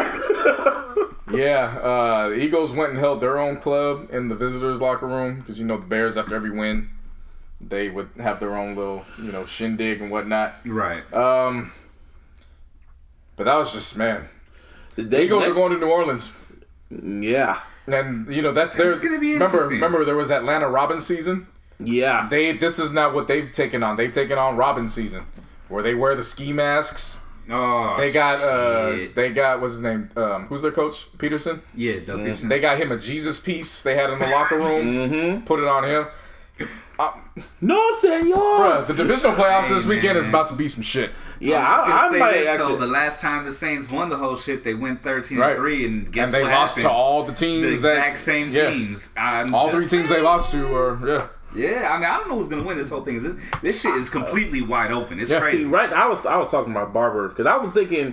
I thought we saw a preview of the Super Bowl with Kansas City and the Rams, but now the way shit's going, I'm seeing how the Chargers are going. I'm going like. My barber even put it in my brain. I'm going like, it could be the Chargers and Rams in the Super Bowl. A lot of people have been saying, it's going to be an LA Super Bowl. That'll be some shit. And if that happens... That would Oh my god! The owners will just have to pop a bottle. They don't care who wins. They won for bringing both teams. Right. Yeah. Seriously. They won. And me and JC were talking shit about the Chargers. I'll let you know right now. I mean, everybody talks shit about the Chargers. They always do the same thing, though. Like they're so good up until the playoffs. Up until a certain point, until they get to a certain team. And all the time, it is the Brady Bunch. That's what I call them. Yeah. The Brady Bunch. Well, we gonna see. The hell are you doing? I don't even know what the fuck just happened. That's wild. Yeah, NBA shit was going on. Fucking, let me talk about James Harden, man. I watched that game against the Warriors, man. That last shot he made. I'm surprised both of y'all didn't watch it. I saw that shit live and I screamed like, "Oh shit!" I don't know how he made that shit, but man, that was amazing. You know why I ain't watch it? Because you work. Why? Because I want to see the motherfucker do it in May. That's true. That's true, man. Like James Harden, don't get me wrong. off, Yeah, right? like don't get me wrong. He is. It was amazing. He's a great offensive. He's a good offensive player. And he did it in Oakland. I would give him his that respects. was beautiful. Yeah. One thing that really turns me off though is when they start doing the comparisons with him, Kobe, and Jordan. And all that. Oh, Like, come no. on, man. he's the most unstoppable. No, he's not. But to even go further than that, 2 playoffs ago, he had the most turnovers against the Spurs, and they got their asses wiped out. Mm-hmm. And then they had the 3-2 lead against the Warriors, and he completely disappeared. Was that when he was And missing the whole all those team threes? missed like 27 straight threes or some shit like That that. was the most crazy. I would never forget that. They were 0 for 13 or some shit like that. That was game 7? Game 7. Game 7. They kept trying to make threes, and they were ice cold. Right. Words of Andre 3000. They were ice cold. As far as I'm Man, concerned, he Archer can. cold, bro. Yeah, as far as I'm concerned, he can talk about all the MVPs mine all you want. That's cool and all, but if you don't do it in May, it don't mean doesn't shit to mean me. shit. Like, Yeah. But honestly, I'm a fan of seeing other people take team souls on their home court. Now I don't discriminate because I don't watch the NBA, but when he did to the Warriors, I was like, "Oh, that was beautiful." I like. when that I saw the shit. highlight, no, I laughed. Don't get me wrong, I laughed. Especially when he got up and he looked at Draymond and said, "Motherfucker." All Draymond could do was look at him and say, No. But then this makes me think, like, wow, and he won MVP too, right? Harden. they won last year. Yeah. So Kevin Durant, 2-time MVP, fucking 2 times final MVP. 2-time final MVP, yeah. Russell Westbrook MVP, Harden MVP. Wow, that's wild. They were on the same team at one Well, point. Sam Presti chose KD Ibaka. won it too. He won. I know he was with season the Thunder, MVP. but he was with the Thunder. But I mean, wow. it just goes. Sam Presti chose Ibaka over Harden because remember when they got beat out the finals, they didn't get a chance to try to do it again the next season. Mm-hmm. Yeah. That same offseason, that's when they traded Harden to Houston. They didn't even get a chance to try. Yeah. Now, fortunately for Sam Presti, it worked out in his instance because he got Paul George to end up staying. But still, But that's in Paul that George isn't aspect, KD. they just make it. Didn't they do a special on all three of them? He's not Harden either. Because Yeah. Harden could hit game-winning shots. We've seen this. Right. You know what I'm saying? But you wouldn't even Paul need Harden George- to do it. You would have had Kevin Durant doing it. Oh no, but I'm saying like KD's already gone. Oh, but then Harden went first. Never mind. That changes Right, the whole shit. Yeah, nah, I And, feel you. it was Harden, then it was KD. All And they it's had to just- do was just yeah. figure out a way to get Ibaka out. Yeah. You think And they could have kept all You three think they of would them. have gotten the ring if all three of Yeah. them still Oh yeah, together? for sure. Fuck yes. For sure. They would, bro. They would have had. At I'm least not gonna one. say. At least no, one. Well, I'm not even talking about number of titles. I'm talking about the team would have been very similar to what the Warriors are doing now. I believe that. You I know what I'm believe saying? that. Like, They would have had at And least James Harden one. wouldn't be coming off the bench. He would be. he would be starting. He'd be the shooting guard. They would have had at Yeah. least one ring. Can you imagine all three of them just busting threes just like KD and them? that's what I'm saying. Right. Man. Like they would have been the Warriors before the Warriors, basically. But the Warriors stopped that shit. I still can't believe they beat them. Without KD, they still beat them in 7 games. To this day, I still can't believe they did that shit. Whatever. Fucking 3-1. Right. They should. I'm saying, if they ever do a 30 That's the for 30. reason why I can't stand KD though. I don't want to get into No, that. no, again. I'm just saying. No, I'm just saying, like, if they do a whole documentary on the whole Warriors and Cavs, this is just on 30 for 30. It's called 3-1. That's what they should just call it. Cause, I mean, their history with the Cavs, their whole final history is 3-1 against the Warriors. So, Jimmy Butler needs to shut the fuck up. This nigga wildin', man. Jimmy Butler wildin'. So, when he left the Bulls, he complained about his situation there. Said only Wade was, the one that was showing up and showing heart in addition to him. So, he gets dealt to Minnesota. Eventually, he then blames the youngins, saying they ain't got the heart. Yeah. He gets dealt to Philly, which both those deals I agreed with. Because, again, he in this position, he was dealing with some cats that were really young on the Bulls. Right. Then he was dealing with some guys in Minnesota who you could tell just off their play, they didn't play like they had heart given nights. Yeah, no, definitely. But now you're on a team where they trusted the process. They got Joel Embiid. They have Ben Simmons. Why would he come in thinking that he would be the number 1 or 2 option? That's a really good question. Well, apparently he didn't think it through because now he's turning on the coach, saying, why the fuck am I not getting the ball more? And I'm just looking at it like, dude, nigga, 3 strikes you out. Like, this is you now. Like, now your ego's in it. Man, nigga, shut the fuck up and just play the game, man. Whatever, man. So what happens when niggas just, you They gotta don't want the ring. You gotta know your role. They don't want the ring. They want their stats. I don't even know about know your role, but like know your actual like your spot in the pecking order. You know That's what I'm saying? knowing your Like, role. Know your role and shut your mouth. Knowing your role. Yeah, Jimmy that's Butler the is same there. thing. Jimmy Butler is there to provide. It's not like he was there to just be there. He's there to score. Oh yeah, for sure. But they brought him in to guard the perimeter. Yeah. Yep. That's the main reason why he's one there. of the best two-way players. Why wouldn't you do that? Right. Like, Ooh, your Lakers are winning. Like, well, come on, man. Like, Jimmy, you gotta know your role, man. That's what's there. And then what was wild about all this is that so of course Lakers took an ass whooping yesterday. yeah. On Sunday, this past Sunday. Yeah. That was crazy. Sunday. That was- I'm watching. I just finished the Chargers Ravens game. I'm like, okay, I got a little break before the Eagles Bears start. Let me flip over real quick. I see Minnesota's beating us 13-1, and I was like, I ain't got that time for that kind of negativity. Nigga, I looked at the score. I turned that shit off. I looked watched at it into the third fucking quarter. I was like, Oh, you're damn. brave. Dude, I saw it in the was too first much. quarter, 22-3, past the 6. Nah, first 2 weeks of January for me, those are football weekends. You ain't playing on them, like And what's it called? And the whole month because of Super Bowl. Well, no, because after that the games start becoming more spaced out. So they're usually the Lakers games are spaced either before or after the playoffs. But it's usually the wild card and the divisional where they're caught in the middle. Yeah. And I don't pick them. Like it was the same thing when the Niners went to the Super Bowl that year, and I had a choice to watch Lakers Raptors or the NFC Championship game with the Niners and Falcons. Fuck you think I was? I was at Buffalo Wild Wings watching the fucking NFC Championship game. I was in Washington. I was like, hold on, wait. I was like, what did you pick? I was looking at you. I was waiting for that answer. Like, hold up, what just happened? Man, I don't remember that. I was in Atlanta. Not Atlanta. I was in Virginia for the inauguration. But I was in Virginia or whatever, and I was at someone's house watching that game. Oh man, my heart was beating, and I will never forget when the whistle blew when they missed it. I was like. I had to process. It like We came back. no. I had to process like the game over. Is it over? We won? Oh Holy my fuck. Super Bowl, Dude, we fucking won. Super Bowl. Holy shit. Yeah. I'm like, yes, Same yes. fucking thing. Dude. And I 2 called weeks my later- boy. Shut up. Called my boy. He was like, "It's happening. It's happening." And I was down And then south 2 weeks actually, later- and I don't want to hear JC right now, so I'm just gonna Yeah. keep on 2 weeks talking later, over keep him. talking I that don't want to. Beyonce happened. Beyonce happened. She really Just helped sitting there us. like Frank Gore. No, Bruh, should have ran it Or- in. I Should have still ran it get in. irritated by that last call. Frank Gore. Kaepernick should That have ran last it in. call. That was a hold. That was a hold. That was a. And he just closes his eyes. Frank Gore. Speaking of Frank Gore's coming back next year.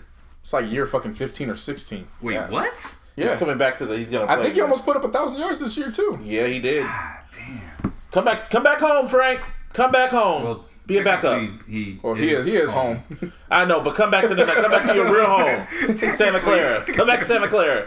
Come back. Give us. You know, remember Boys in the Hood? Y'all ever want to see a dead body like that? He went back home. Hey, he was running though. I was watching some of these games when he was in Miami. Man, he was running his ass off. Yeah, that's what I'm saying. That was a He boy. defied the laws of physics when it came to the old age of running back. So Oh yeah, he's there. definitely. He needs a ring. Yeah. He needs a ring. But to get back to oh yeah, your the boy. story, so of course Timberwolves beat us We by kind of went off topic. yeah, Sorry about that. Timberwolves beat us by 22, and then at halftime I get a report saying Timberwolves fired Tom Thibodeau. During halftime? No, halftime of the football game. Oh, okay. Yeah. This is 2 hours after they whooped our ass. So after they beat y'all, They go. He was, of course, the head coach, but then he was also what, the GM or the president? Something like Something. He that. had an executive position. They went in the office and they were like, "Yeah, you're fired." but we just fuck you fired. Yeah. I've never seen does that happen? I've never seen somebody get fired after a W. I've never seen that me before. neither. Ever. Me That was actually pretty funny. It was hilarious. When I was like, well, I couldn't believe what I was reading because I got the ESPN whatever. And why did they fire him? Well, because they're underachieving overall. Like I get that, okay. but not after I a 22-point understand win. I've never seen that. before. But at the Wait same till your time, next loss at least. Right. but at the same time, the Lakers were injured. Like everyone But was still, injured. 22 points, dog. That's everybody's happy at that point, regardless of who you play against. They looked at the bigger win picture. Is a win, dog. They look at the bigger picture. Like, nah, you gotta go, bruh. Shit. Oh well. It's rough. It's a rough life, man. It's an evil world we live in. It's an evil world we live in. Anyway, little mention. Life can be created without sperm or eggs. How's that possible, JC? I need to read more into it Yeah. because I didn't even get a chance to, but I saw the headline about and that. I opened up the browser. Just didn't get a chance to read. Yeah. But yeah, apparently we are in a time in 2019. We've advanced to the point where you don't need sperm or eggs to create life. I will have more next week. This is some Black Mirror We'll shit. have more next That's week. some like. Stay tuned. I saw that viral video. That girl who blind dated like 10 guys picks a black dude, and he's like, "Oh yeah, I got a girlfriend." Oh yeah, that shit was fucking funny. And he's like, "What? I just got called. I told her about everything." And the producer was like, "What the It was fuck?" funny. Yeah. I told my girlfriend and everything. And I was like, that's a nigga right there. Sure was. That's a nigga right there. Usher. Yeah, that's like, that's what I'm like, shut the fuck up, bro. But then I'm looking at it and I'm like, Oh, yeah. There's powerful niggardry hey, at nothing but work. powerful nigga, man. Now, speaking of power niggardry, Usher's perm. What the fuck's going on with Usher? I think he's going through a mental breakdown or he something, looks like he or was part of the midlife Temptations, crisis, bro. or midlife crisis. Because after it hasn't been happening. It hasn't been happening for his ass. Because I don't know what's been going on. This nigga got a whole new perm, and it was just like, my nigga, what? Yeah, man. He looked like, It's them Atlanta boys. what's his name from Five Superfly? Heart. He like the nigga from 5 Heartbeats. No, from Superfly. I know who you're talking about. Trevor Jackson? Mm-hmm. Yeah, he looked like him. look like But then David not to be outdone, Young Jock came out. Oh my god. So it's going down. Oh, yeah. There's powerful niggardry at And work. not to be outdone with the powerful niggardry, Young Jock came out and said, well, I can get my shit blue. Matter of fact, this ain't even the paint. I just got back from New York and the shit blue was on my fucking head. And I was like, No, senor! y'all just- No, senor! Atlanta niggas is different, man. Hey, man. Atlanta niggas is just Atlanta. different. Why can't Usher just stay who he was, man, and just keep the fade like he always kept it, and just keep making the R&B music that we love? Just do that. Real R&B music. If man. Jay-Z could grow out his hair, look like J. Cole, and still rap at the high caliber, you could just stay who you are. You would think. Speaking of Atlanta, Future, not only is Future, but just niggas in general, they not wasting any time. Like we said, Revenge of the Dreamers 3, they're in the recording They're process. wasting no time, man. Future dropped his single, Crushed Up. Yeah. Chris Brown dropped his single, Undecided. Yeah. D'Angelo has a single that came out. Shout out to Crooked Eye, because Crooked Eye brought back the Hip Hop Weekly, and his series is exclusively through Spotify, like his House Gang Brethren. I would say, it sounds subliminal. Very familiar. Very familiar. But week one was 96 GS, and yeah, Crooked Eye back. Also, The Weeknd posted a teaser trailer of him sitting across from fucking Silver Surfer or some shit. I don't know what the fuck that was, but I'm like, okay, so Weeknd's coming back. Alright, so And he got a picture, I think, with a black statue. That's what I'm talking about. Yeah. And it looked like Prince for a moment. I thought it was a Silver Surfer. That's what I call it. He got an afro pick in his head, too. And I was like, What you got planned? all right, nigga. What you got planned? Weeknd's always mysterious. He always does that little cryptic shit. Ever since he got his girl back, he's just been back in his bag. Yeah. He said the next album he wants to record in New York, and that's what he's been at. So there's that. I think that is Prince. Um, Now that I'm looking yeah, at the no, that's picture, like, yes, I thought it was really Prince. think it is Prince. what's your anticipated album? What albums y'all waiting for? You already Rick said Ross, Prince. So I'm waiting for Schoolboy that shit, Q, 2 Chainz, Riri. That's basically that. Usual As far as Suspects. newcomers go, obviously Reason. Yeah, Oh yeah, definitely. that's about it for me. Reason is the only person I actually want to hear I'm- what Megan Thee Stallion has now that she's signed to 300. If she has something that comes out, Doubt it. because I was actually impressed with her project last year, even though we didn't talk about it on air. Well, she just put one out recently, didn't she? It's Tina Snow. Yeah, it's a reissue. Oh, okay. Now that she's on 300, they reissue. Oh, gotcha. For me, again, like you said, Reason, I'm really expecting him if he decides to drop. Schoolboy Q, of course. Big Sean, I'm really curious. Everyone Everyone always writes off Big Sean in his last few projects. What's it called? Dark Blue Paradise? Dark Sky Paradise. Dark Sky Paradise? That's a classic. That is a classic. That's a classic album. I went back and re-listened to it. And I decided it was a great album, too. Yeah. Like, I don't get... It's only on social media. Again, only on social media do they write off Big Sean saying he's not that good. And I'm like, dude, what the fuck y'all talking about? I don't get it. Like, his punchlines are dope. Dude can rap his ass off. Like, seriously, he has, like... I'm tired of these gatekeeper-ass niggas trying to make up the rules. I'm tired of these Twitter gatekeeper niggas trying to make up the rules. People that don't fucking go outside and live life and hear music for what it is. Trying to dictate the culture. That needs to go away in 2019. Y'all niggas need to shut the fuck up and enjoy the show. Yeah, no, that's my whole thing in 2019, man. I just don't give a fuck. I don't care either. I've been trying to tell you not to give a fuck. I've been that way. Whatever. It's not even about not giving a fuck in terms of putting. It's just I don't give my energy to certain things anymore. Me neither. When it comes to this podcast, I'm going to talk about what I want to talk about. I'm not going to be fishing for stuff unless it's like super interesting. That's up my alley. Same here. You know what I'm saying? I'm not going to go out of my way to look for certain shit. Now that we know what 2018 brought us musically, now I know how to navigate through music. Yeah, sure. On this podcast, we are only doing 3 albums max a week, period. And sometimes not even that much. Like, we are getting to what we want to get to. Unless we give a fuck. Nah. Yeah. If it's trash, I don't want to talk about it. Dead ass. No, that's that simple. Like, no now that I know that there's... Unless it's a big name and it's trash, I'm gonna trash it. Unless there's... and Drake drops something, we're still listening to it. That's on top. Yeah, I'm saying more for you. Bigger names. I'm saying it for you, Martin. Because now that we know that there's no possible way to listen to all this and absorb all this music, the fuck's the point of even trying to chase it now? Yeah. Like, there's no point. Yeah. Really no point. Unless it really interests us, we'll let y'all know. Yeah. Another thing I'm thinking about in 2019, I'm thinking about getting not immediately, but I'm making a blueprint plan. I'm going to Africa. Damn. And I'm not just going there to visit. Like, I'm going the fuck to Africa. What part? You like Nas from Belly, Africa? Dunbar. Okay, I'm trying to make sure you know which one you're going. This isn't Belly where you got off the plane and it's just Africa. I'm in Africa, baby. It's beautiful. Nigga, where? Fucking continents. Seriously. Shit, you know, for Nas being bright, like he sure made some. He just read the script. He just read from the script. He co-wrote the script. Shit. Well, remember it was him. He co-wrote it. Well, you don't think who it was John Singleton that helped him, right? Nah, it was Paul Hunter. No, it was Hype Williams. Damn. See, you don't think Hype Williams wrote the damn script? You don't think Hype Williams told him, like, there's others, What can you tell Nas at that point? I don't know. Go to Africa? Remember, he's coming off of If I Ruled the World, and unfortunately, the Street Dreams remix with nasty ass R. Kelly. Street Dreams. I'm just gonna fuck R. Kelly. Y'all go right back to him. Yeah, and one person that is helping me. Well, not okay. This is what I actually was looking at over the break. There are places in Dunbar. 9 bedroom, 9 bathroom. $250,000 American currency. Okay. Damn. Africa is not what we see in these fucking infomercials. Not no jungles. Like, there are places in Africa that are legit like Beverly Hills. Oh, yeah. And Malibu and all those places. So, as I've been... I'm playing. No, you're not playing. Because one of the forms of the government, they've actually cleared $5 billion to designate a city to bring people outside of the country that want to come back to their roots.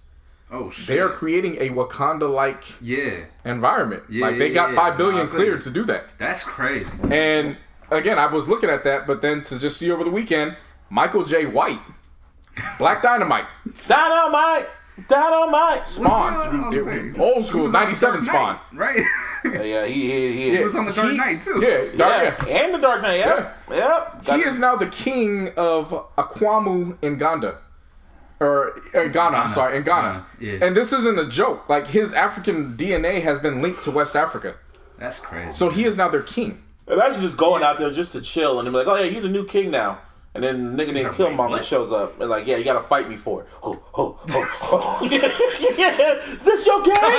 Nah, man. This nigga the real life T'Challa. No, real shit. Because when you sent me that, there was 2 things that went through my mind. One, I didn't know who it was because you just sent me the picture, right? Right. So I was just like, it looks like Michael J. White. And then you're like, bro, it is. And I was like, oh, shit. So that was number one. Number two, I was like, why didn't this motherfucker play T'Challa? Yeah. You know what I'm saying? Like, it possibly could have worked. Yeah, that would have been amazing. Well, maybe the accent. You trying to tell me that Chadwick Boseman could pull it off better than him? Nah, I think Chadwick Boseman was a good. I like him. No, don't get me wrong. I like Chadwick Boseman, but I'm saying Get up, General. no. Michael J. White could be Blade. This is no place to die. bro, Michael J. White would be Blade. Yeah, the martial arts. Yeah, definitely. He's Blade. That's who I see him as. Speaking of Black Panther, y'all see the poster that they changed? Had Black Panther come out in the 90s? Oh yeah, with And Denzel Wesley Washington. Snipes as Black Panther and Denzel as Killmonger. Yeah. No, I did not. Someone see made that it, shit. And they had the infamous black tagline that all the 90s films had. Yeah. One fights for the country. Oh, shit. The other fights for himself. Yeah, can you imagine Denzel saying, "Is this your king?" in his voice, man? That would be amazing. Give him all the awards. But yeah, no, I saw the Michael J. White situation and I was like, Black Power. yeah, it's time. It's really time to think about going back to my roots. Hey, you might be a king out there. I might be a king. Possibly. I don't know how many there's a lot of Busbys out there in this world, but they're all fucking white. Well, I told you about the Busbys out in Santa Monica at the bar. We just didn't get a chance to go there when you stayed. I've been out there. I've seen them. Yeah. I seen the bar Busby. Someone even on Instagram hit me up going like, "Yo, I was in Santa Monica and I just went past Busby's and I thought of you." And they sent me the picture and everything. I was like, "Oh, well, I'm out here. Yeah, we out here. I'm out here." I forgot to bring up with Chris Brown. Oh, yeah, Undecided. Yeah, so he has the Undecided single, but that's not the big story. Big story is he re-upped with RCA.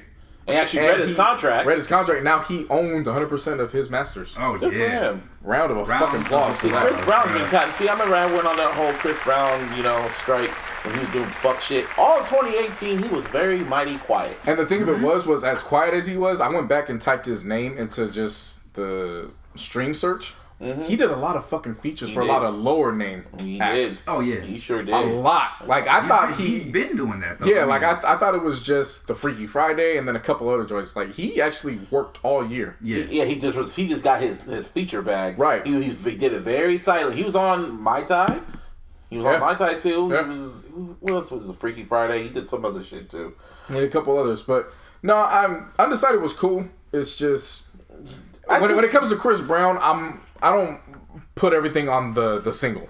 Yeah. Like, I know I'm like, okay, he's in album mode. Like, roll out the single. Yeah. Let's see what happens. Some days I just wish if I could just go back in time and I'll just tell Chris, no matter what Rihanna does to you, do not hit her. Get out the car.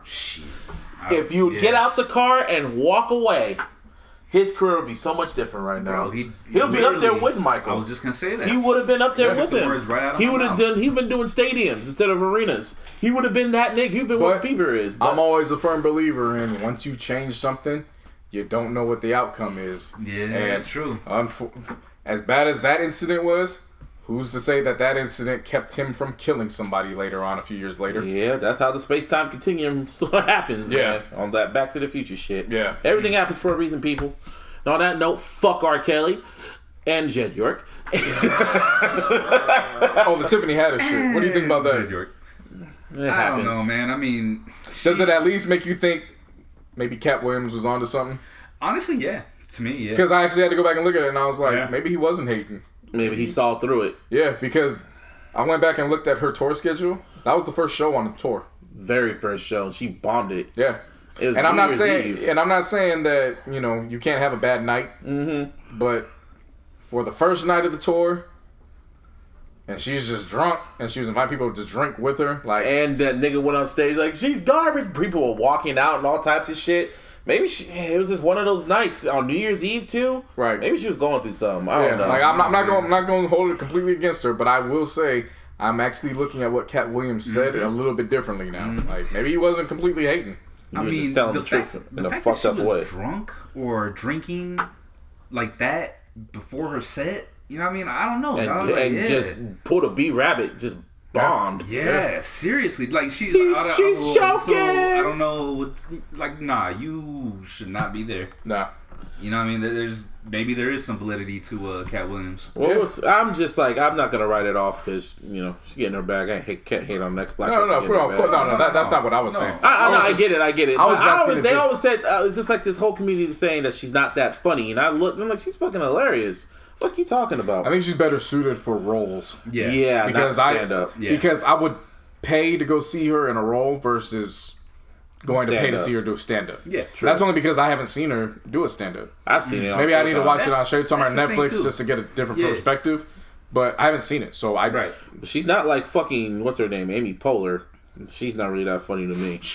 Strimmer, there you go. Schumer, yeah, she's not trash. that funny. Her jokes are all fucking pussy jokes. Yeah, it's all shock value shit. Shock value jokes. Yeah. It's not even. I remember when they posted that Netflix special, and I remember it got nothing but like thumbs down. Yeah. Everyone roasted that shit. She just kept talking about her pussy, and I'm like, that's not allowed. You actually need to go to the doctor and get that checked. You think you got a yeast infection? Like, get that checked out. For real. Shit. I remember when she said when she was fucking Dolph Ziggler, who was in WWE. She said she was fucking Dolph Ziggler, and she said he was too athletic sexually in the room. He was too athletic. Nigga doing moonsaults and shit. For real. It's an evil world we live in. Man. On that note, again, fuck Jed York. This was episode 116. You can follow me on that Twitter at Mr. Busby 408. You can follow me on Instagram at Mr. Busby, and the podcast too of The Illogical Sense on Instagram and on Twitter with TILLogical SP. Of course, hit me all over social media. JC No Hello. Throwback Thursdays will be back again. Was it 16? Something like that. Something like that. Shit. Matching up with our episodes now. just 100 back. 100 behind, you know what I'm saying? 100 behind. Shit, you can find me on all my social medias at Beats Be Killing Them. And on every digital streaming platform under Venomous. It's spelled VNMS. And man, I got some new shit coming out pretty soon. So be ready for that. Yeah, in addition, everybody out in the Bay Area, like I said, we got an office, and Martine and I are here audio engineer wise. Shit. So if y'all need something, we got y'all. hit us up. Shit. Yeah. And anything? Fuck Jed York. Fuck R. Kelly. Yeah. R. Kelly. Nasty motherfucker. Bitch. Yeah.